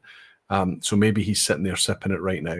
It's quite a flavorful, modern, long fermentation style, estery type liquid. Gordon Fraser saying, one day I'll have a red box up there, Aquavitae. He's talking about the donations. One day, if you ever do have a red box up there, I would be very, very grateful, but also a wee bit upset. You do so much to support me already, Gordon. Thank you very much. Cheers to you. So these are the new distilleries. What's made new distilleries choose this extra expense of putting in a worm tub? It's much, much more expensive to install a worm tub. It may be a wee bit cheaper in the long run in terms of maintenance and things like that. I understand. But what would make you put a worm tub in instead of a shell and tube condenser? Well, it's because something in your history with whiskey, something in your whiskey understanding, appreciation, your whiskey life has made you consider that worm tubs make a positive effect. Maybe it's simply because worm tubs potentially give you a wee bit more flexibility to amp things up a bit should you need to. Only 2 of the new distilleries of the, how many are we talking about? Maybe by 2030, if everything goes ahead, we're approaching 70 plus distilleries, new distilleries, Scotch malt distilleries in Scotland alone. Out of all of that, there's a handful that are looking at worm tubs. And so far, of all the new distilleries that have been established that are in production now, only 2 of the new distilleries have actually installed worm tub condensers. All the rest of them are using much more traditional run-of-the-mill shell and tube. There's nothing wrong with that, nothing wrong with it at all. Gives you a lot more control. You can do what Benromac do or what Ardnamurr can do, or where you can mount the shell and tube condenser on the outside of the building, which is a really interesting take on it, right? You've got shell and tube, but you're getting that especially in winter time, you're going to get potentially, depending on how you run that condenser, you're going to get quite a stark difference between the summer distillate and the winter distillate. Quite an interesting thing. But Ardnahoe chose worm tubs, expensive worm tubs. Ardnahoe also chose wooden washbacks as well, expensive wooden washbacks.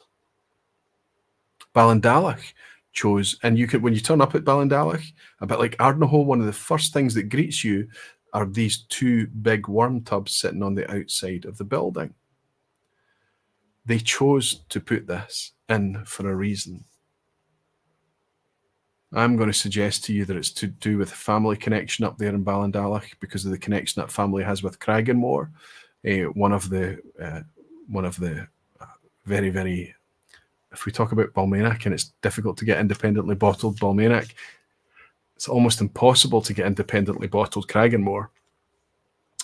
But I think that they may have tried to go for a slight take. It's almost like a nod to Craigellachie that they've chosen worm tubs. I'm not sure. Regardless,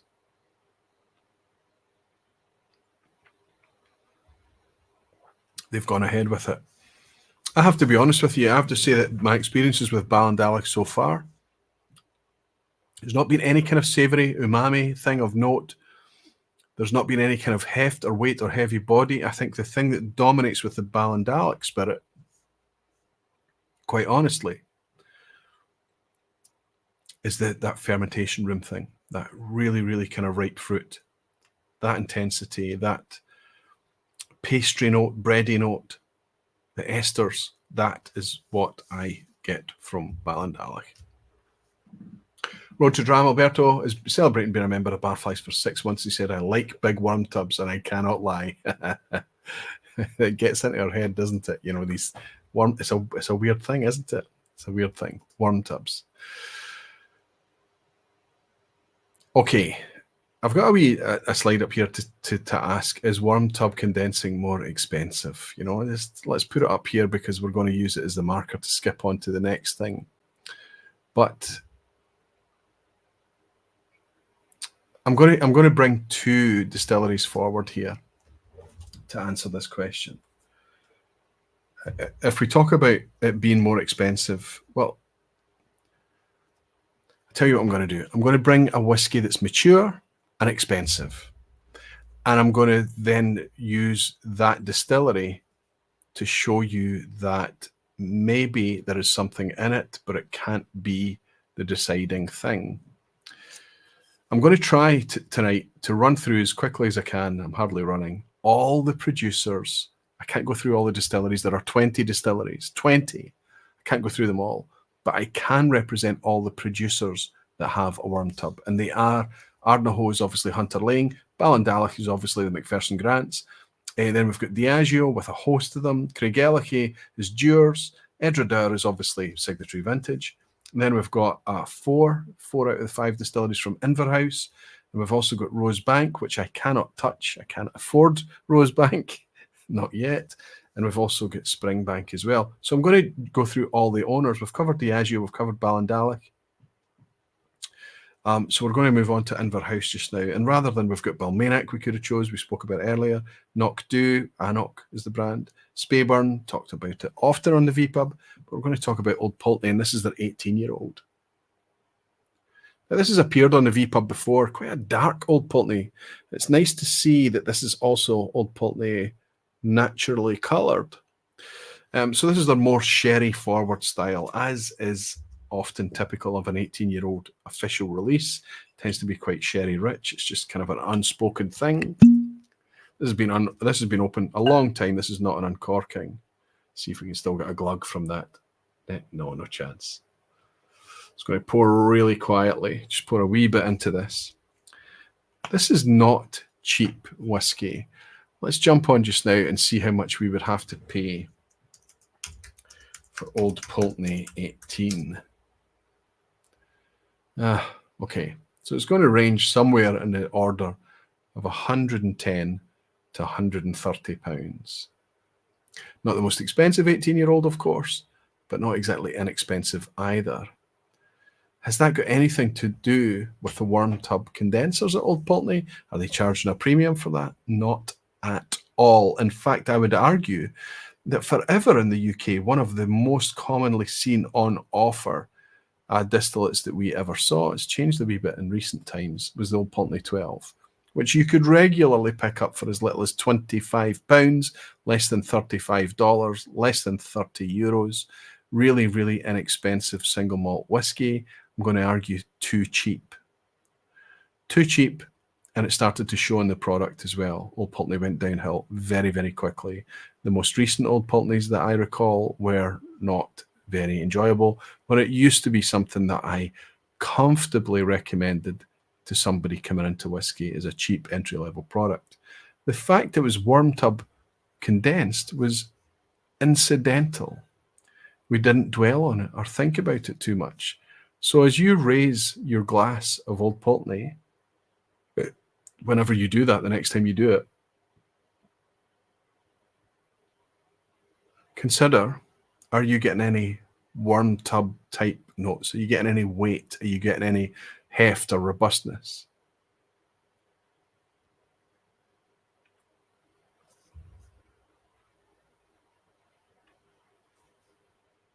Are you getting any savory notes, any sulfury notes, any umami notes?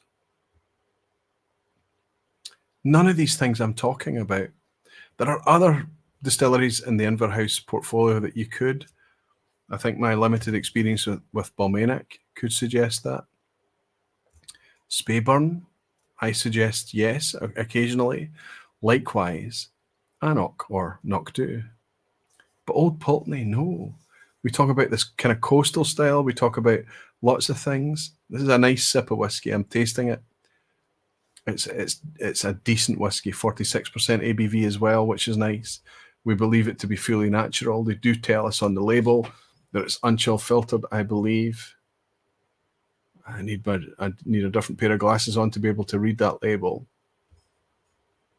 But I believe it to be unchill filtered in natural colour.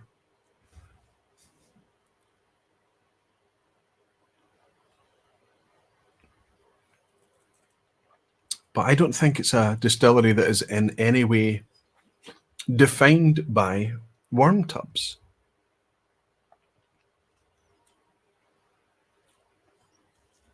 I think it's got a lot to do with how different distilleries employ their worm tubs, how they may run them in order to make their whiskey heavier and thicker and retain more of that sulfury funkiness.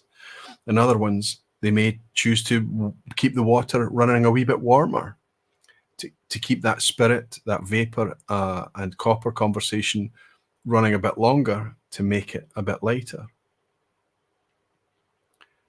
But I would also suggest with that worm tub distillation, on the face of it, on the scale of all the other costs of producing single malt whiskey, probably doesn't make much of a difference. If one of the most inexpensive single malt whiskies for years has been Old Pulteney in the UK, it doesn't matter that that's changed recently, maybe. It doesn't suggest that worm tub condensing is much more expensive. It potentially is, but I don't know how much that cost actually manifests through to the final product. Whiskey Weekend Drama saying, I thought it was from the casks. Did not know until now. Aquavitae, thanks. If you're talking about the sulfur elements, that is very often you can have sulfur elements in new make spirit before it even reaches a cask. I think it's different. I think they are different. The cask sulfur tends to be something that's less desirable to my personal palate and taste, although I've got pals out there that absolutely love that sulfury element from casks. Ian Bruce is saying shell and tubes are great using a variety of industries, but I would suspect that when they require maintenance or repair, the worm tub would be less expensive and easier to clean and repair. I think that's true, and that's written down as such, Ian. I think you're absolutely spot on. When I was reading up on this topic, I did read exactly that. However, I spoke to some people down at Springbank that talked about the nightmare that they have when they have to do any repairs on the worm tub at Springbank, and the ladder that has to go in, and how it's one of the worst jobs of somebody climbing inside that thing in Springbank. Anyway, let's move on and let's talk about something. I've got probably 2 to 3 more distilleries to share with you tonight. I'm going to have to probably skip one. We can maybe sip it at the quiz at the end. Let's see. Do worm tubs help create a following. I think they do. I think the concept, I think the idea, I think the romanticism, I think some of the experiences that we've had potentially through worm tub whiskies over time has made us attracted to the distilleries that use worm tubs. Let me read out the 20 distilleries in Scotland that use worm tubs today. Ardnahoe, Ballindalloch, that's the two new ones out of the way. We'll talk about Ardnahoe in a second. Diageo have got Binrinnes, Brora, Glen Elgin, Craigellachie, Dalwhinnie, Glen Elgin, Mortlach, Oban, Royal Lochnagar, and Talisker. Dewars have got Craigellachie, Signatory have got Edradour, Inverhouse have got Balmeenach, Knockdhu, Anok, Old Pulteney, and Speyburn. Ian MacLeod have got Rosebank, and of course Janie Mitchell have got Springbank. I've just read almost a hit list of some of the most desirable distilleries that exist in Scotch whisky. There are some missing there: Macallan, Ardbeg, Lagavulin, few others, Bruichladdich, Bunnahabhain. But honestly, the hit list of lovely, lovely, lovely whiskies, almost the overlap with worm tub distillation is pretty huge. I'm going to pour something else right now. How can I talk about worm tubs without talking about this distillery? How can I talk about creating a following without talking about this distillery? This is one of the most kind of enthusiast, I don't know what you would say, geek friendly. Come on, focus camera, do your wee best. Let's see what you thinking you're focusing on more. Right, let's hit the nuke button here for focus. You could see what it was anyway. Craigellachie 17 seemed to be tearing through this. Absolutely love the stuff. But I've got another one here tonight that I'm going to sip, and that is the Craigellachie 19-year-old that was left behind by Phil and Deepa when they visited a few weeks ago. They're fans of Craigellachie as well, and when you look at the whiskies that they've tasted over their fairly short whiskey journey from 2018 to today, the 6 years or so, Craigellachie has left a huge mark, and you can understand why. I think so far I've kind of been all over the place, struggling to define what worm tubs actually give to a spirit. But with Craigellachie, this really, really cloudy dram that I was sipping tonight is exactly that. But I'm going to pour a wee fresh one here. Just a tiny amount. This is surely the 19-year-old is the most floral and the most perfumed and the most kind of grassy, almost like a spritzed, atomized perfume type thing of all the Craigellachie's I've had. Completely different from the 13-year-old, I would say, and completely different from the 17-year-old. But Phil and Deepa left it with me saying it's almost like a different take or a slightly amplified version of the 13-year-old. But it's so floral, it's so perfumey, it's so bright. And then you sip.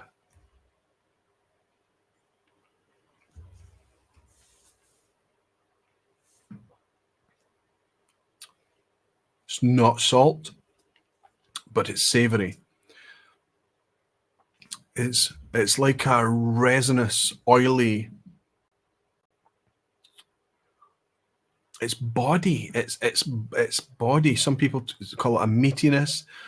I get the meatiness, but I don't. It's not. There isn't any kind of meat stock or hula hoops or anything in this. This is just weight. It's just all about. If somebody was to call a whiskey muscular, or if they were to call it thick,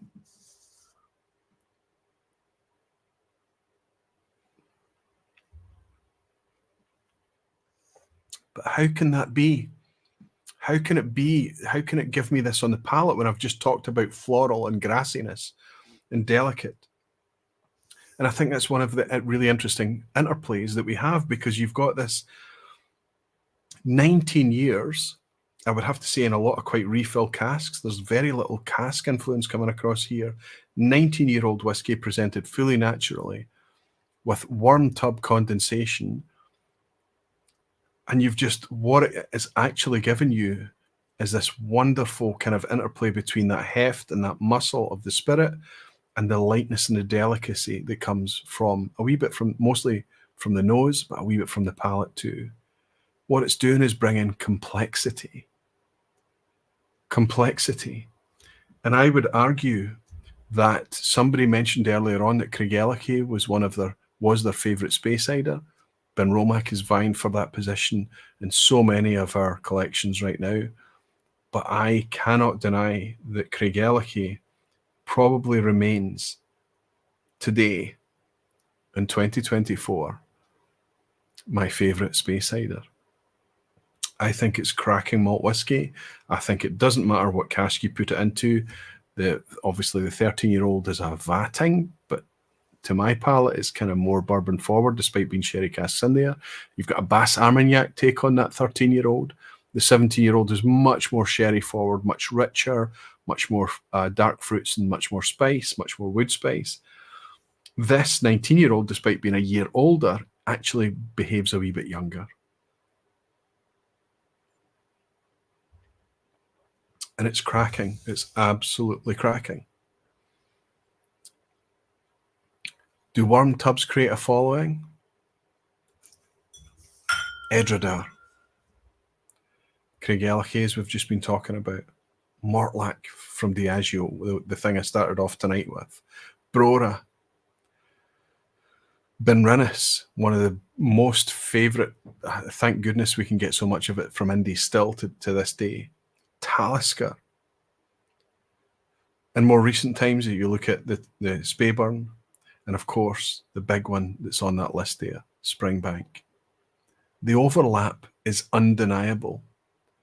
We need to consider this. We need to look at this. Is it the worm tub, or is it an incidental thing? Let's move on. I'm going to do one more very, very quickly. If we talk about a following, does it create a following? What about the Swede distillery from the Southern Highlands? I'm glad I'm not driving tomorrow. Listen, I want everybody to see, and I hope they've recognised how small the pours are tonight, but I'm going through a lot of variety, and it does dull things down in the palate. It really does.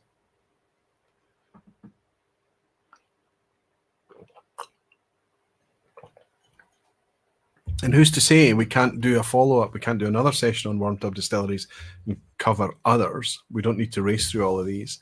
But I wanted to represent one from each producer. Oh, okay. So this is sulphury. This is absolutely, undeniably, ridiculously sulphury. But this is sulphury in the sense of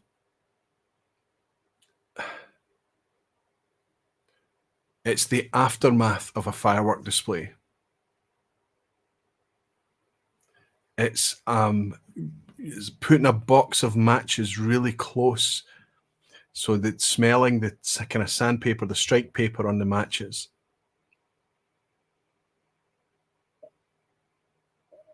And only because I'm looking for it. I would suggest to you that maybe 7, 8, 9 times out of 10 you would nose this, and that would not be the first thing that comes to mind. But in contrast with everything else that I've been sharing with you tonight, this wee Edradour Caledonia has just given me a big hit of that outdoor wintertime sulphur, fireworks night, that kind of thing. Plum jam, ripe fruits, heavy cocoa, caramelized brown sugar, dark honey, manuka honey, red fruit, dark red fruit.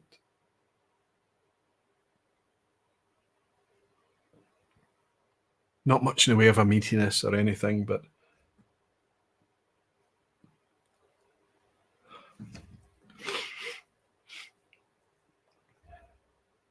I know I'm going to sip a big whiskey here, a big heavy whiskey.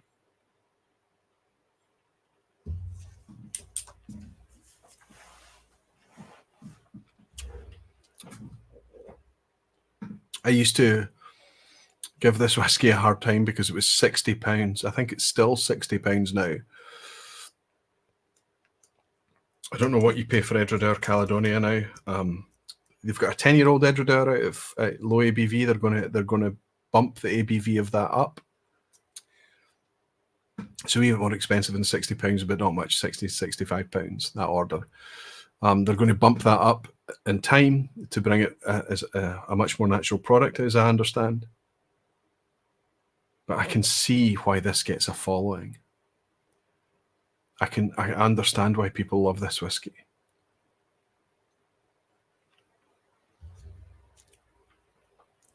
And I understand why people call it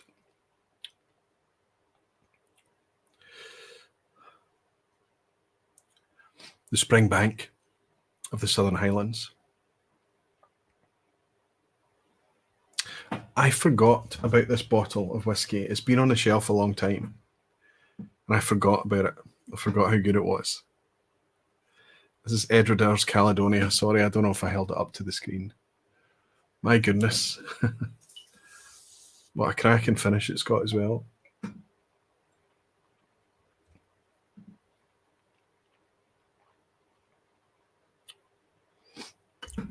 I'm going to finish off tonight by sharing the even more extreme than the Mortlach I started with tonight, more extreme than the Flora and Fauna Mortlach, more extreme than that Decadent Drinks 10-year-old Mortlach, the most extreme example of a worm tub distillate that I can share with you tonight. I've got a couple of options here that I can go with. I'm going to go with the lighter of the two tonight, but I'll hold both bottles up. And what I'm going to suggest to you is that I don't know that any of us could sit with a lineup of 6 whiskies and that are worm tub condensed and 6 whiskies that are not. I think it could be easily curated to confuse us and us not be able to tell. However, if it was just random selections based on official bottlings or whatever was the contemporary independent releases, 6 and 6, I think there's a good chance we might be able to pick out what the worm tub distillates are, the worm tub condensed distillates are. However, we're not going to do it based on a dram against a dram or 6 against 6, a tasting night against a tasting night. We're going to do it against all of our experience, all of our whiskey journeys, and look at the worm tub condensed distillate distilleries and realize that there is a disproportionate amount of distilleries using worm tubs that we seem to fall in love with. It's almost like one of the checkboxes on specifying a distillery that is like an OP element, an overpowered element, an advantage, an extra chance, an extra injection of giving it something to differentiate itself and give it more flexibility, more potency, more power, more desirability. I really do believe that. And I believe that that's why geeks end up being drawn to worm tubs. I don't think it's about comparing one to the other. I think it's about looking at our journey and our experiences as a collective and making us realize that we are drawn to this. And I would argue that that is why distilleries like Ballindalloch and Ardnahoe chose to specify worm tubs when they built their distilleries back in the day. You can still see my face, so it's not going to focus until my face goes out. Come on. Right. Force it. This was delivered to me on Friday. I've got 2 clean glasses left. This was delivered to me on Friday, and I was really glad to get it on Friday. I know a lot of people have ordered it direct from Ardnahoe and are struggling, I hear. But I shared it over the weekend with friends, and I have to say, it surprised me in 2 ways. It surprised me, spoiler, and how much I enjoyed it, straight out the bottle. And it surprised me on how peaty it was too. I can already smell the peat in the room just by pouring that wee glass. I suffer from peat blight. It's easy for me to cancel out peat and peat smoke and smoky notes on whiskey. It is, it really is. I need to reset by sipping unpeaty things. I'm just coating the glass in this wee whiskey. Oh my goodness. So much peat, so much Islay character.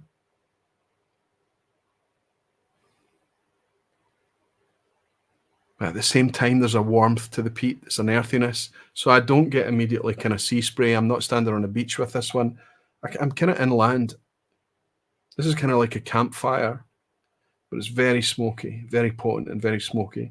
It's also very rich. It's much richer on the nose than you would expect. Ardnahoe's inaugural release is huge, 50% ABV, fantastic ABV for it to go out at. 70,000 bottles, 5-year-old age statement on there, no artificial colouring, no chill filtration.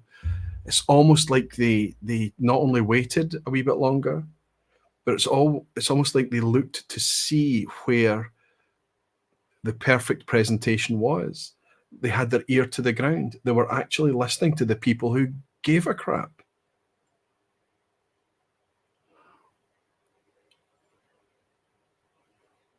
It's richer and warmer and heavier than I expected it to be. Maybe more sherry casks in the vatting here. Lots of tobacco, lots of cigar box. So wee waxiness tonight, almost like a crayon type waxiness. Orange oils.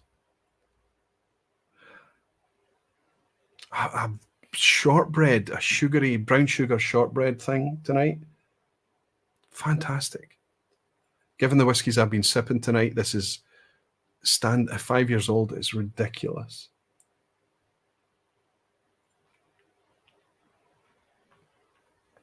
I wish you could see the glass and how it's coating and sticking to that glass. It's quite phenomenal.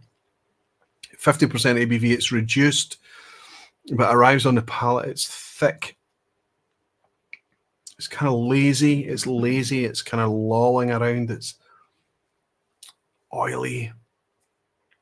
Lots of that wood spice is coming.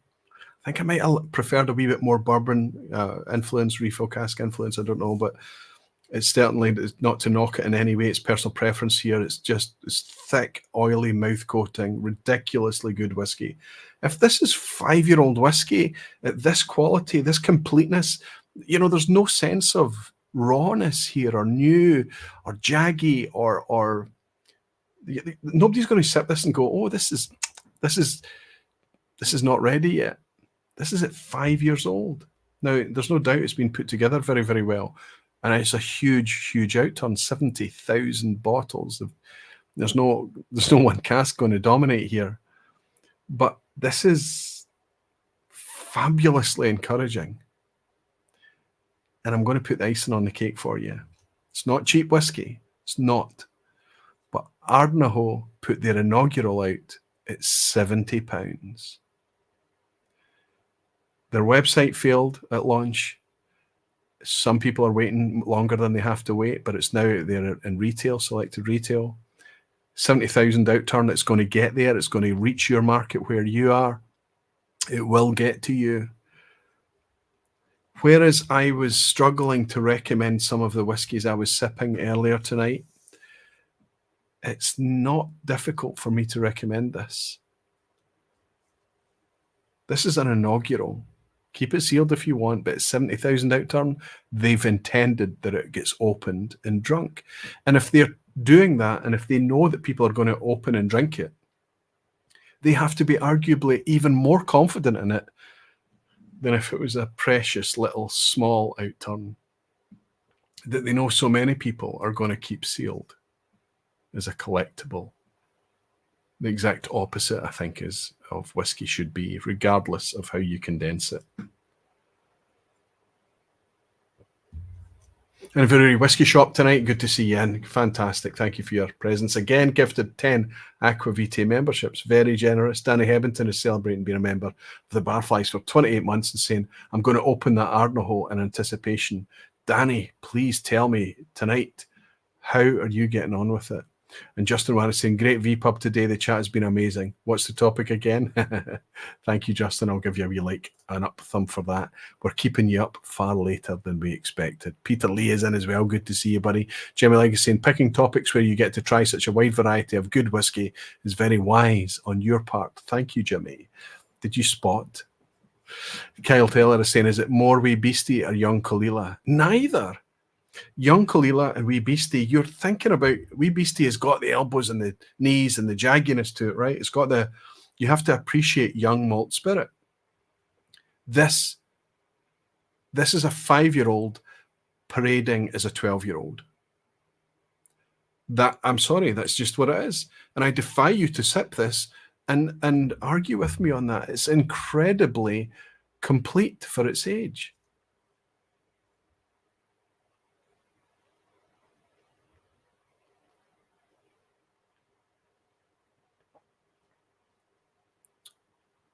Lots of smoke, lots of peat, lots of richness, but easy to drink. I would love, love, love, love to get my hands on some refill cask, single cask, ex-bourbon, different takes on this spirit. This is just a very, very good, widespread, well put together release. You can't take anything away. It's just they've charged £70, not cheap, but they've not been greedy. They've given us everything we've asked for. Age statement, decent ABV, 50%. They've told us they're not going to filter it. They've told us they're not going to colour it. They've made it available to everybody. There's not a scrum for this. We're not fighting. We're not signing up to ballots. We're not standing in queues. We have to be a wee bit patient, it seems, in order for it to get out there into the market, but there's enough of it. What other way would we choose? They've done brilliantly, I think. Really have done brilliantly. It's just such an antidote to a lot of the nonsense that's gone on recently, to be honest with you. Anyway, let's go full no nonsense and finish on what I'm going to suggest to you is the boldest style that I am aware of today in 2024 of worm tub condensed distillate. Danny Hebbington is saying, it's bloody marvellous, mate. I'm only 1 dram in, but this is good. It's only going to get better. I think you might be surprised, Danny, how just consistent it is. It's going to deliver the same experience the next time, the next time, the next time. It's a big vatting. 70,000 bottles is a huge, fairly huge scale when it comes to new distilleries, certainly. Remember, Ardnahoe is not small. They're not shy, right? About, what is it, 1 million litres or something per annum. So that they've got, hopefully, plenty stock. It's relief. What I'm tasting is relief in the product. I'm relieved. I'm relieved that they haven't robbed us. I'm relieved that they've kept it natural. I'm relieved that they've kept it honest. And I'm relieved that it's this bloody good. I want to see a bit less sherry cask. I want to be drawn to a bit more. For that's personal preference again. I want more bourbon cask influence in there. I want to taste the more tropical, fruity side of Ardnahoe. I know that it's in there. I know that it exists. But I'm being petty. It's just fantastic. Anyway, I'm going to give you a choice. There's a bottle here. This is the most potent, bold, worm tub distilled expression I can hold up in front of you.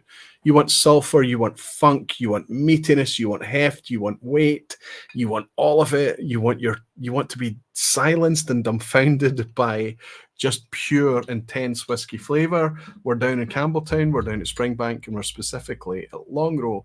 I've got a Madeira cask 16-year-old here from Peter Lee that I opened as last week. I opened this, uncorked it. It was a gift. It was a free gift. I talked about free whiskey. This is one of the free whiskies that I shared with you from Peter Lee last week. So let's do a wee poll before we go into the quiz. What dram am I sipping as we go into the quiz at the end? Start a poll. Ask a question. Which is it?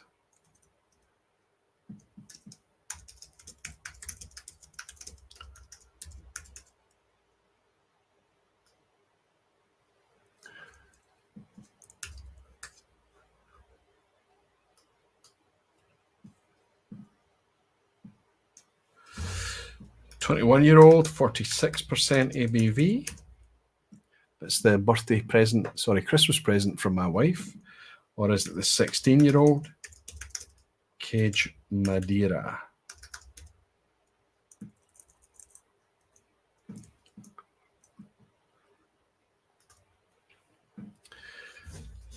It doesn't matter which of these I pour and enjoy tonight. Both of them are going to display all of the things that we've been talking about tonight. All the things that we would expect or be suspicious of or even looking for in a worm tub distilled spirit is going to come from one of these bottles. It's up to you which I pour. I'm not uncorking these. I uncorked both of these, I believe. No, I didn't. The 21-year-old uncorked at Christmas time. But the Madeira cask from Peterlee I uncorked last week. But I'll pour another one of those now. It's been open for a week. 48.5%, which is cask strength. The Longrow 21 is 46% ABV. Let's see how you're doing. Now, of course, the quiz at the end tonight is going to be a wee bit worm tub themed. Don't all run away right now. Don't be scared. Don't be afraid. We've all worked out that we're quite comfortable leaning on each other and kind of going with the pool of knowledge. The hive mind, I think it was referred to last week, or maybe that was on Sunday night on the Patreon-only live stream. But either way, it works. Stay. Everybody, Dave Barnes is saying cage, cage, cage. Water of Life, Greg is still in. Greg, you must be suffering from jet lag a wee bit, my friend. How are you feeling? Are you struggling a bit? Are you tired? And then Veruri is saying, Equivita, in your opinion, what is the new normal for an entry-level single malt price? And if £70 is the new normal, where does that lead in terms of age statements from these distilleries? Age needs to be removed from new distilleries. Listen, the cost of producing this 5-year-old is not much different from them producing a 12-year-old. The cost is not in maturing the whiskey, it's in the amount of time it takes in order to get your money back again. The cost per litre per year to mature whiskey is not actually in the scale of things that much. Yeah, obviously getting to that point takes years and years and salaries, payments, and everything. But once you reach the critical mass, there's not that much in it. What we have to do is support these younger distilleries in order for them to get there, and the hope that they return our trust by not charging over the top once they suddenly hit a 10-year age statement or a 12-year age statement, whatever it may be, and charge us ridiculously crazy high prices for it. We are paying them, we are investing in their future by giving them 10 and 12-year-old payments for their product at younger age statement, based on them keeping the prices the same, so they will catch up. Look at Ardnahoe. If anybody's looking for a model to follow, my goodness, it can't be that hard. Just look at Ardnahoe. Ardnahoe released their inaugural, the same price as their standard core range bottlings. There's not many going to do that. I hope that Ardnahoe follow up with a price that's less than £70 for a 5-year-old, honestly. I hope as their whiskey becomes more and more mature and they eventually start to potentially get to the point, I don't know if it's even in their ambition to reach a 10 or 12-year-old, but when they do, that they still bring it out, let's say whatever the price point in that time is, £70 or whatever. They don't overcharge us for it. I would like to see this come out at, I don't know, a 5-year-old age stated Ardnahoe. I'd like to see it at 55 quid. Is that too much to ask? £55. I'll keep replacing this. This will be my new, I'll go this far. They bring us robust spirit, good quality spirit like this. It'll join my Big 10 as the Guardian of Islay. £55. If they can price this close to our Big 10, surely that is where we've got to be aiming for. I hope that in some way answers your question. Age should be, when it comes to new distilleries and kind of nurturing new distilleries, we need to put age on the back burner a wee bit, I think. I love Springbank, says Peter Lee. We all do, buddy, don't we? Good to see you. And Justin Wan is saying, go for the 21. Let's see what the poll says. Oh my God, the quiz is coming up. I really got to go, Aquavite. See you next week, hopefully. Justin, I know you'll pick it up on the replay. My wife has never bought me a Longrow. Lynn wins. Sandro is in. Good to see you. Sandro is saying, us diehard are sticking it out for a quiz. Great vPub, learning a lot. Grazie. And Jimmy Legg is saying, if you're sticking a whiskey distillery, you should have the capital to do so. If you're starting a whiskey distillery, you should have the capital to do so. Don't slap out crap to keep the bills paid. If you don't have the capital, start a vodka distillery. If only it was that simple. You want to hear some of the stories that's involved with some of these startups and things like that. Some of it's a bit clumsy. Some of it's a bit naive, absolutely. But some of these projects, Jimmy, are born of an absolute labour of love, a passion and a desire, and they make a mess of it sometimes, honestly. Some of them will survive, other ones will struggle a bit. Ed is saying, I'm now thinking about Longrow 14, the Beast, one of my favourite whiskies of all time, described as filth by several we know. We're talking about the 14 sherry cask from, what was that, 2018, I think, Rolfie. Justin Wan, it jumped, Justin. I hope I can catch it. Jimmy Legg, Aquavite, the book Aquavite Distillery. Is that your way of saying good night to everyone? I think it is, Justin. Good night, my friend. Good night. Well, let's pull down this poll and see what you voted for. Oh, by quite a margin. No, not really. 59 to 41%.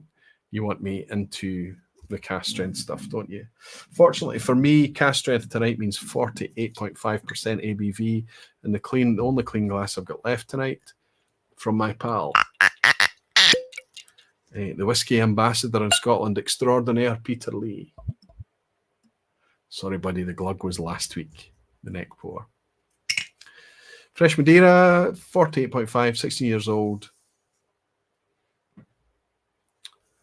From Warehouse 15. I loved it last week. Love it this week. Cheers to all of you. Cheers to Peter. I would have to say, I would have to hold this up. And I know that it's heavily peated. It's Springbank Longrow. It's heavily peated. It's the only double distillation that's done at Springbank. Both distillations go through the worm tub. Not all of the distillations at Springbank go through worm tub. Both Longrow distillations go through the worm tub.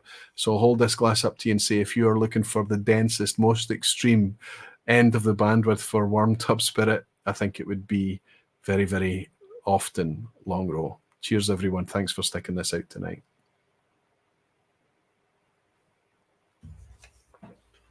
One hour 57 in. Not bad, Roy. Tearing through quite a number of drams tonight. Let's hold it together for the quiz at the end. End poll. Oh, it's nice. It's nice. Excess to Scotch is saying, yes, I already have a 1-for-1 before the quiz. Peter Lee saying, interested to hear what 1 week has done to that Longrow cage. I don't know how much of a recollection I have from it last week, if I'm honest, Peter. How about we go with it's a belter? I'll bring it to you the next time we meet and we can share it together. Jimmy Legg is saying, ever had a Springbank cork fail? I haven't. Not that I recall, Jimmy. Rick Johnson is saying, Jimmy's just a Springbank. Not even their cork fails is Jimmy's point, right? Rick Johnson is saying, Roy, you've got 3 minutes to bring it under 2 hours. I've got 1 minute 55 seconds to make it less than a 2-hour vPub. Rick, if you want that, we can make it happen, buddy. Peter Lee is saying, you got my arm twisted there, Aquavite. Lol, fantastic. And Brian Cabalis is saying, wow, I'm looking at top breakfast whiskey you're sipping. Yeah, I wonder how many of the whiskies I've had tonight you would consider breakfast whiskies, Brian. Not many. Okay, everyone. Thank you very much for hanging out with me tonight. Amazing. It's only just dropped down with under 300 of you viewing as we approach the quiz at the end. I really appreciate the support. I just turn up and talk about the things that I want to talk about in a way that I want to talk about them. The fact that anybody would want to hang out with me and share it with me is just amazing to me. I love you all. It's fantastic. The quiz at the end. Remember the rules for the quiz at the end. You only share the score if you want to share the score. You can absolutely follow the crowd. If you do follow the crowd, beware of the banana skins. It's multiple choice. So even theoretically, toddlers and chimpanzees and people watching from a distance that's never really connected with whiskey at all have a good chance of getting a 33% score in the thing. It's here for you to maybe have your curiosity piqued a little bit or to learn something from the quiz or to just have a bit of fun for no other reason than that. And it's a perfect way to close out these Thursday night sessions, for me at least. Good luck, everybody.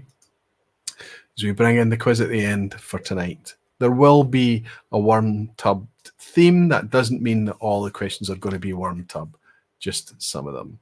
Thank you all very much for your comments, for your interaction, for your likes, for everything. If you're enjoying yourself tonight, leave a wee like to let everyone know it's legitimate content. Good luck, everyone, for the quiz at the end. Just noticing how this is a kind of pinky, crimson pink, magenta, maybe even whiskey. Normally associated with a port cask, but this is fresh Madeira. Good luck, everyone. Question 1. Which of these distilleries features a worm tub? Keep it easy to start. A. Talisker. B. Knockdhu. C. Port Ellen. Which of these distilleries features a worm tub?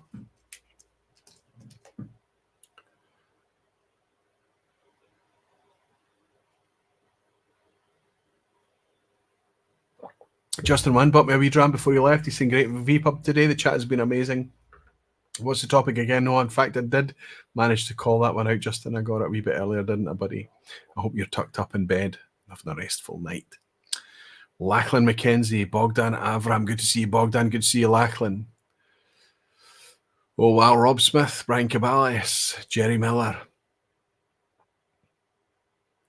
Make a dram decision. Good to see you back again, Make a dram decision. Sugar Kitty's in looking after us again, as always. Good to see you, Sugar Kitty. Maybe not quite all. There is a banana. Well spotted. I can tell you that. Talisker does have worm tubs. Knockdhu, interestingly, has worm tubs and also shell and tube. Port Ellen does not have worm tubs.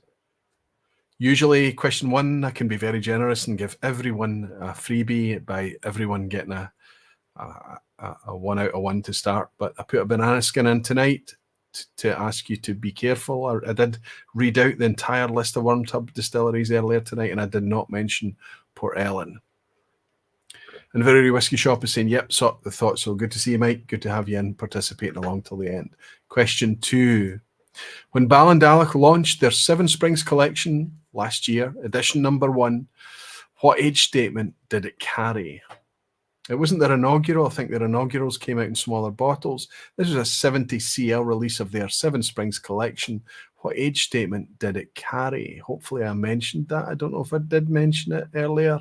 If I didn't mention this, I intended to, which makes this a difficult question. Let's see if you need any help. A, it was a vintage. B, it was a 7-year-old. Or C, it was a non-age statement. It was quite pricey. Not that it mattered. It sold out very quickly. Let's Talk Whiskies here, saying late to the party and scared for the quiz. Good to see you, cousin Kevin. I hope you're doing well. Everybody's got this covered. Listen, if this is a tough one for you, it's the second question, and lean on the crowd tonight.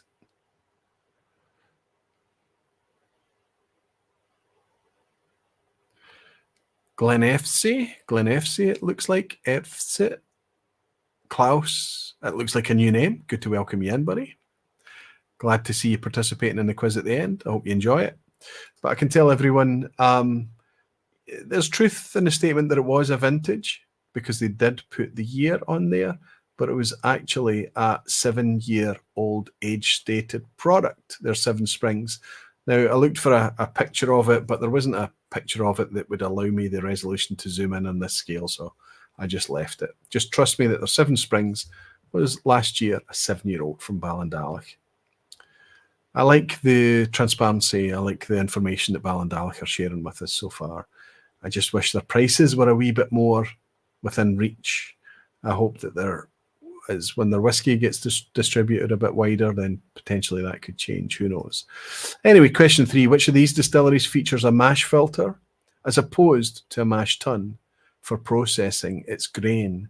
Moving away from the condensation distillation side, much more up the front end, which of these distilleries features a mash filter over a mash tun? Is it A, Rose Isle and Speyside, B, Chininic in the Highlands, or C, Ailsa Bay in the Lowlands? Which of those distilleries does not use a traditional mash tun for cooking that grain to make that sugary wort? Which distillery instead uses a mash filter?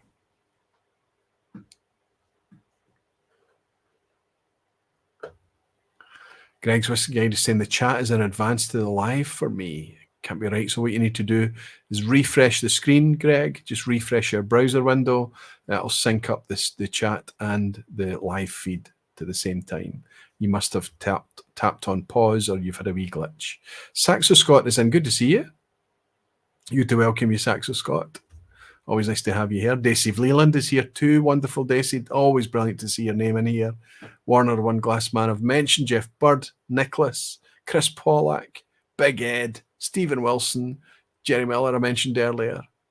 Good to see all the names at the end. Matt Felix, so good to see you in, Matt. I can tell you you're all absolutely spot on with Chininic. Of course, it's Chininic in the Northern Highlands. They have a hammer mill, and famously, I think it's a Mira mash filter. Same as Waterford in Ireland. Question 4. Which of these statements are true? A. All 5 Scottish whisky regions feature at least one distillery with a worm tub. Or is it B? Only 4 Scottish whisky regions out of the 5 feature at least one distillery with a worm tub. Or is it C? Only 3 Scottish whisky regions feature at least one distillery with a worm tub. So a simpler way to ask this would, how many of the Scottish whisky regions are represented by a distillery with a worm tub? A5, B4, C3. I did read them all out to you, but I did not define which was which.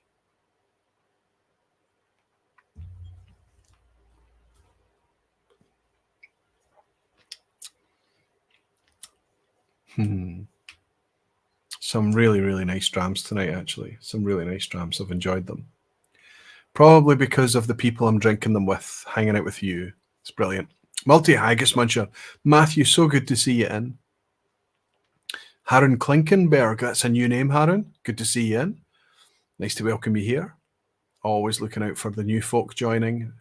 I hope that if I fail to make them feel welcome, that you guys do a good job of the same. Bob Weiser is here. Good to see you, Bob. And Brad Porter. Audio is not working for me. Brad, I'm so sorry. It's probably not helping you that I'm calling you out and mentioning it then, but hopefully it's working for everyone else. I can tell you that most of you are absolutely spot on. A few of you think that it's only 4, but I can tell you that as an example, Isla, because of Ardnahoe, they are represented. Springbank, because in Campbelltown, represented. Rosebank in the Lowlands, as well as Glenkinchie in the Lowlands, of course. We've got Benrinnes and Speyside, Mortlach is mentioned. In the Highlands, we've got Royal Loch Nagar, we've got Edradour in the Southern Highlands, we've got Old Pulteney. All the regions in Scotland are represented. A is the answer for that one. Hopefully most of you got it and you're all intact as we go on to the picture question, which is from our pal, Graham Fraser. Graham sent this picture in, asking us, we're looking at 2 worm tubs, huge wooden worm tubs. If we could see inside these, they would be filled to the brim with water and they would have a copper coil running all the way around inside them. Where are we? Are we A, looking at a mainland Highland distillery? Or are we looking at an island distillery? Or are we looking at a Speyside distillery? A, mainland Highland, B, an island, or C, a Speyside? What are we looking at here? Thanks, Graham, for the picture question.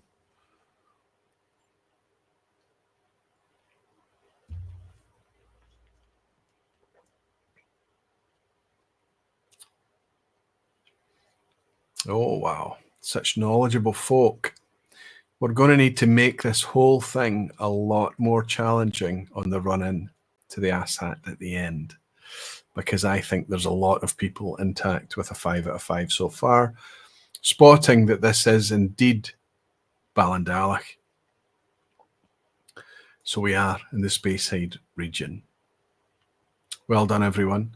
See with crowd, says Greg, although thought initially Talisker. Yeah, the Talisker worm tubs are not quite as obvious and prominent as these two, buddy. Question 6, maybe things are going to start to get a wee bit trickier. Which distillery once featured worms installed in cast iron tanks, but had these removed in 1986? Which distillery had cast iron worm tubs and tanks removed in 1986? Was it A, Dalwhinnie, B, Clynelish, or C, Glenelghin? Graham Fraser is in. Good to see you, buddy. Enjoying a 5 out of 5. Typical for performance from a big man. Big Whiskey Bear is here. Good to see you. Good to see you, Big Whiskey Bear. I always catch your name at the quiz at the end, I think. Where's Roy, my pal from Norway? Good to see you, buddy. Hope you're keeping well. Help me, barflies, says Rick Johnson. One Glass Man is saying A, right? What's the banana? Warner is watching for the wee icons coming up, right? Well done. Multi-Haggis Muncher, A, go with the crowd. Absolutely.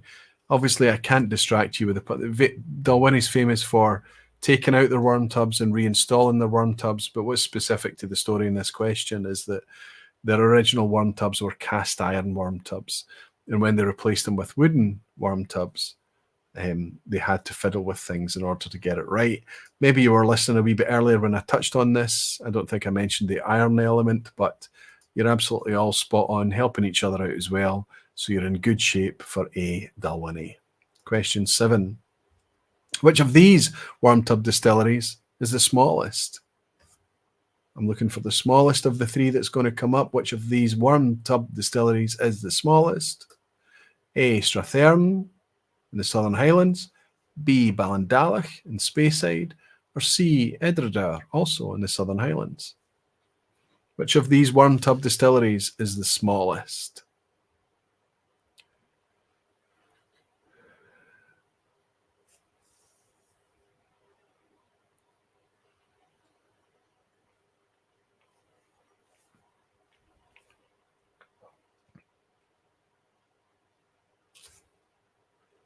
Wow.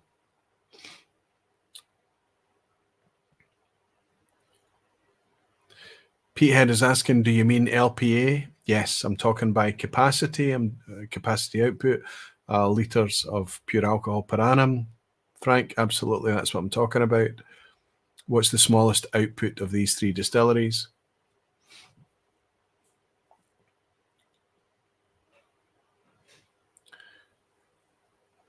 Rob Smith, Chris Pollack, Glenn B. Looks like a new name, Glenn B, is it? Have I mentioned you, welcomed you before? Mikey Hay, Ebhead Rolfe, Bob Weiser, Brian Cabalis, Glenn F's Klaus, and Graham Young. I'm going to ask you all to read the question.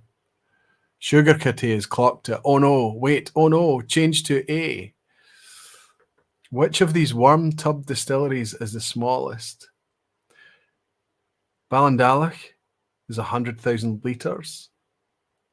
Edradour is 260,000 litres. Strathearn is tiny, but they don't use worm tubs. So Ballindalloch is the answer. B. I think that upended so many of you. So many of you. Edradour's 260,000 litres, Ballindalloch 100,000 litres. Strathearn is smaller than both of those, but is not using a worm tub, hence the banana skin. Tough one, says Big Whiskey Bear. Absolutely. It gets tougher in the second half. Elswit is swearing. I think that's bollocks she's written, fooled me into a change. Bollocks. It's not the last time I'm going to say that tonight. Question 8. Which producer displays the Gaelic Clachan a Sean on its packaging? Jimmy Legacy didn't know the LPO of Ballindalloch Aquavite. Who does? Fair enough, Jimmy. Fair enough. And Sugar Kitty is saying that's a real banana. Yeah. even though it was a 50-50 if you'd read the question right. I'm getting cold sweats now, says Stephen Wilson. He's obviously holding it together. Good luck, good luck.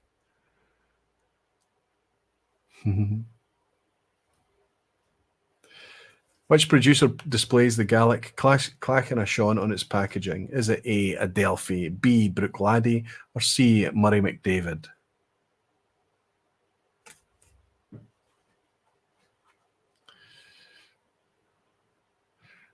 Gino is in. Good to see you, Gino. I went from A to C, he's saying.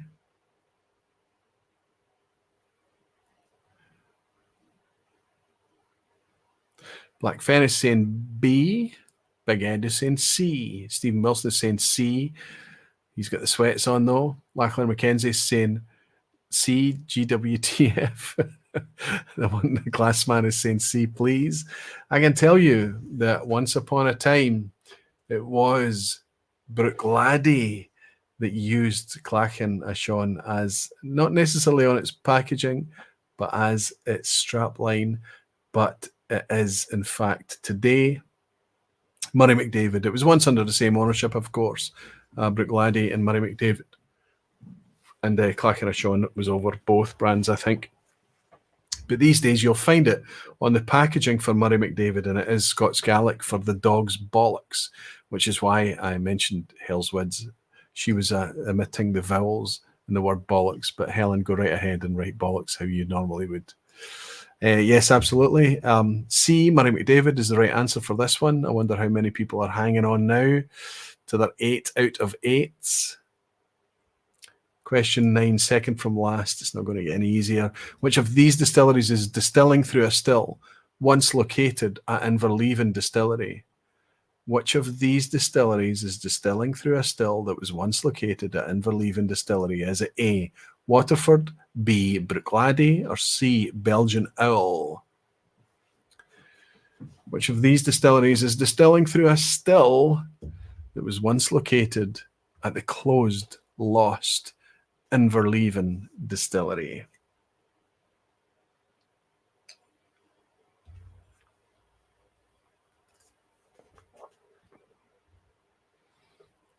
Graham Young is saying dogs, kahunas.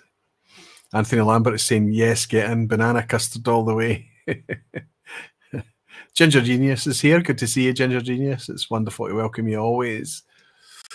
Even though I find it tricky to say your name, the Ginger Genius. A or B? I say B, says Warner. Kel Taylor is saying, but not C, I guess.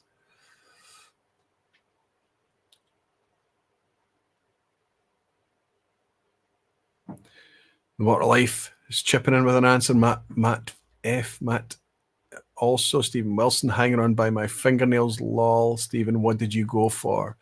What did you answer? Stephen, well done. You've got it right. Listen, Waterford had 2 stills from Inverleven Distillery, but they replaced them in 2021. Belgian Owl had 2 stills from Capardonic. It's Bruichladdich that is today still using an Inverleven still. They call it Ugly Betty, and they make botanist gin with it. People say it's ugly. I think it's fabulous to see. If you ever visit Bruichladdich, take special care to take note of whiskey history in their still room from Inverleven. Okay, we roll into the ass hat at the end. Who's on 8? Sorry, 9. They would have to be on 9 out of 9. So many 8s. Jerry Miller, 9 out of 9, but now the ass hat, always nervous. We've got Jerry in the running. We've got lots of 8s. Lachlan McKenzie, Make a Dram Decision. Bogdan Avran, Chris Pollack, Gino Cumeau. Wow. Chris Barlow, Danny Heventon, Bruce Bernard. But we're not seeing many 9s. It's only Jerry Miller in the running. Am I missing someone? Wow. Good luck, Niners, says Rob Smith. I'm only seeing 1. Crossing fingers for the Niners, says Big Whiskey Bear. Okay. Okay, Jerry Miller's on it, but we're also looking for Stephen Wilson. Did you make it through? Did you get a... Oh, no, Stephen's on a 6 out of 9. Oh, I thought you were doing well. I thought you were keeping it together. You got his pass mark though. Sugar Kitty is saying, I see Petehead. Petehead is also on a 9 out of 9, so we've got a two-way. Fantastic. Okay, let's roll into the ass hat at the end for Jerry and Frank at the very least. There might be some more. Question 10, the ass hat. Deliberately obtuse question. Of the 20 distilleries located in Scotland using worm tub condensers, how many are owned by Diageo? Of the 20, how many are Diageo? About the same number of A, operational distilleries on Islay, B, the number of years Ailsa Bay has been operational, or C, the number of distilleries featuring Ben in the name. How many of the 20 worm tub Scotch malt distilleries are owned by Diageo? The same number as operational distilleries on Islay, the same number of the years Ailsa Bay has been operational, or the same number as distilleries featuring Ben in the name.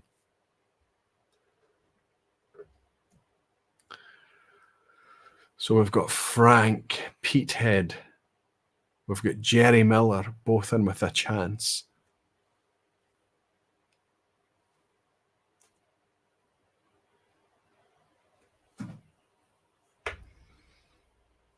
Ian Bruce is saying, good luck, guys. Good luck.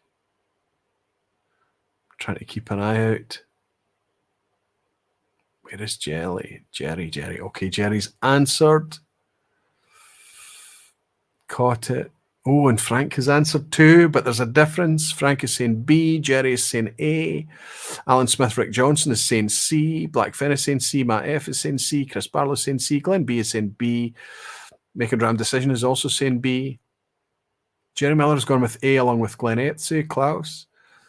Harren Klinkenberg has gone with A along with Chris Pollack and Hellswood. I can tell you that distilleries featuring Ben in the name, Scotch malt whiskey distilleries specifically, is 5 if we include Burnobeny, of course. We've got Ben Nevis, Ben Romack, Ben Riach, Ben Rinnes, and Burnobeny is 5 years. Ailsa Bay has been operational. Amazingly, 17 years Ailsa Bay has been on the go. And operational distilleries on Islay right now as we stand today is 10. Diageo have exactly half of all the worm tub distilleries. 10 is the answer I was looking for. A is the answer. I do believe that that is what Jerry, was it Frank? Was it Frank that said that? Was it Frank or Jerry? Water of Life, Greg is saying, he's chatting to Inverurie Whiskey Shop. Good to see you in, Greg, right till the very end. Thank you. Jerry Miller got his 10. Dave Barnes is saying, fantastic show tonight. Like always, well done. You're the dog's bollocks, even though I only got a 7 out of 10. Hey, Dave, a 7 out of 10 is a pretty strong showing, I have to say. I mean, 10 out of 10 tonight. I've still got that silly little bonus needed thing there. It's just the kind of hangover from about 4 vPubs ago, but it's still there. I have to say that the quiz was designed specifically to be, picking up on certain things that were shared throughout tonight, but also to kind of push you a little bit, because some of the quizzes recently have been a wee bit easier, have they not? And I think it's kind of weird how we've worked it out, because I think that we've managed to get it to the point that few are getting. I think is it Jerry? Could we have a night that we're only aware of 1 10 out of 10 in Jerry Miller? I think everyone's congratulating Jerry, so it was Jerry that picked A at the end there. I think Frank went for B. So Frank will be upset with me. I'll make it up to you, Frank, the next time I see you. I'll buy you a wee dram for a big man. Brian Cabalas is saying, still happy with the score.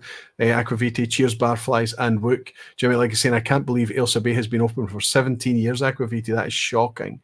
But it's true, 2007, Ailsa Bay could theoretically put out a 17... They won't put out a 17-year-old product. It's not why they exist, but that's how long they've been going. Amazingly, they've expanded. They've doubled in size since they originally came on the scene in 2007, Jimmy. It's even more amazing, really. How are we doing? I'm upset too, said Jimmy Legg. Brian is saying, still happy with the score. Fantastic. Wonderful, wonderful stuff.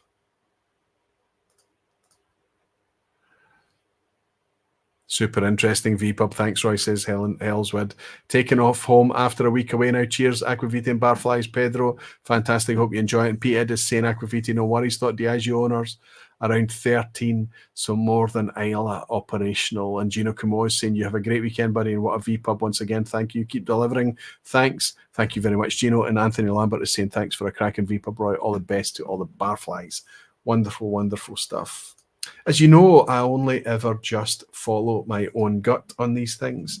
And I don't know why, but potentially for a decade, I've been disproportionately enjoying whiskies that are from distilleries that seem to have worm tub condensers.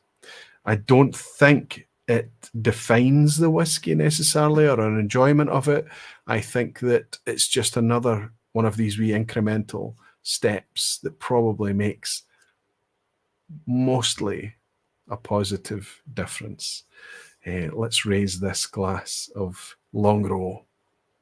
Let's raise this wee glass from a dram I got from Peter Lee to remind you all. Oh, I forgot. I forgot a lot. I need to leave a link about this. There is no vPub next week. It's the Campbelltown Malts Festival. My original plan was to go to Campbelltown and do a live stream. Sebi and I are going together. We were up for it. He was going to be roadie and all of it, but we don't know the accommodation. We don't know what the broadband's going to be like. We don't know the shape of the place. We don't know what the structure is going to be. We don't know how much we're just going to be simply enjoying ourselves. So instead, Jeff from Jeff Whisky. He's not called Pete, he's called Jeff. Over on his channel is going to pick up a pop-up vPub next week. And I believe he's focusing on Campbelltown malts to synchronize with the Campbelltown Festival. And if that's the case, hopefully I'll get a good enough signal to drop in and just kind of give you a report from the scene while I'm down there and let you know how it's going down at Campbelltown Malts Festival next week. For those of you that are going down to Campbelltown next week, I'm looking forward to seeing you, especially for the folk that I haven't had a chance to meet before. If you're there and you see me there, please come up and say hello. I'd look forward to raising a glass with you and having a good time down in the peninsula next week. But I hope that the ones that are not going to make it there, that are looking for a place to go in the vPub next week, can turn up and support Jeff Whisky. I'm sure you all know Jeff Whisky by now. I'm going to put a link in so that you can, and I'll put it underneath as well. If you're picking this up on the replay, you'll already have this link available to you, so you know who to join next week for a bit of a pop-up vPub. And I'll pin that comment. That means that I'll be with you again on the 30th of May at the end of the month. Of course, in the in-between times, I'm going to try my very, very best to get the weather, the mood, and the moment to actually put together a long overdue recycled review for you. If that can happen, that would be even better, I'm sure. But failing that, I'll see you on Saturday at the Whisky Exchange 24 hours session. If not, I'll see you potentially on Sunday at Brian Killco over on his channel. And if that doesn't happen, I'll maybe see you on a drop-in on Jeff's pop-up vPub next week. If that doesn't happen, I'll see you back here in 2 weeks' time at the end of May. And in the meantime, I'm going to raise this glass and remind you all, I'm so, so grateful, thank you. Remind you all that you're very dearly loved. And I'll see you very, very soon. Slanchiva.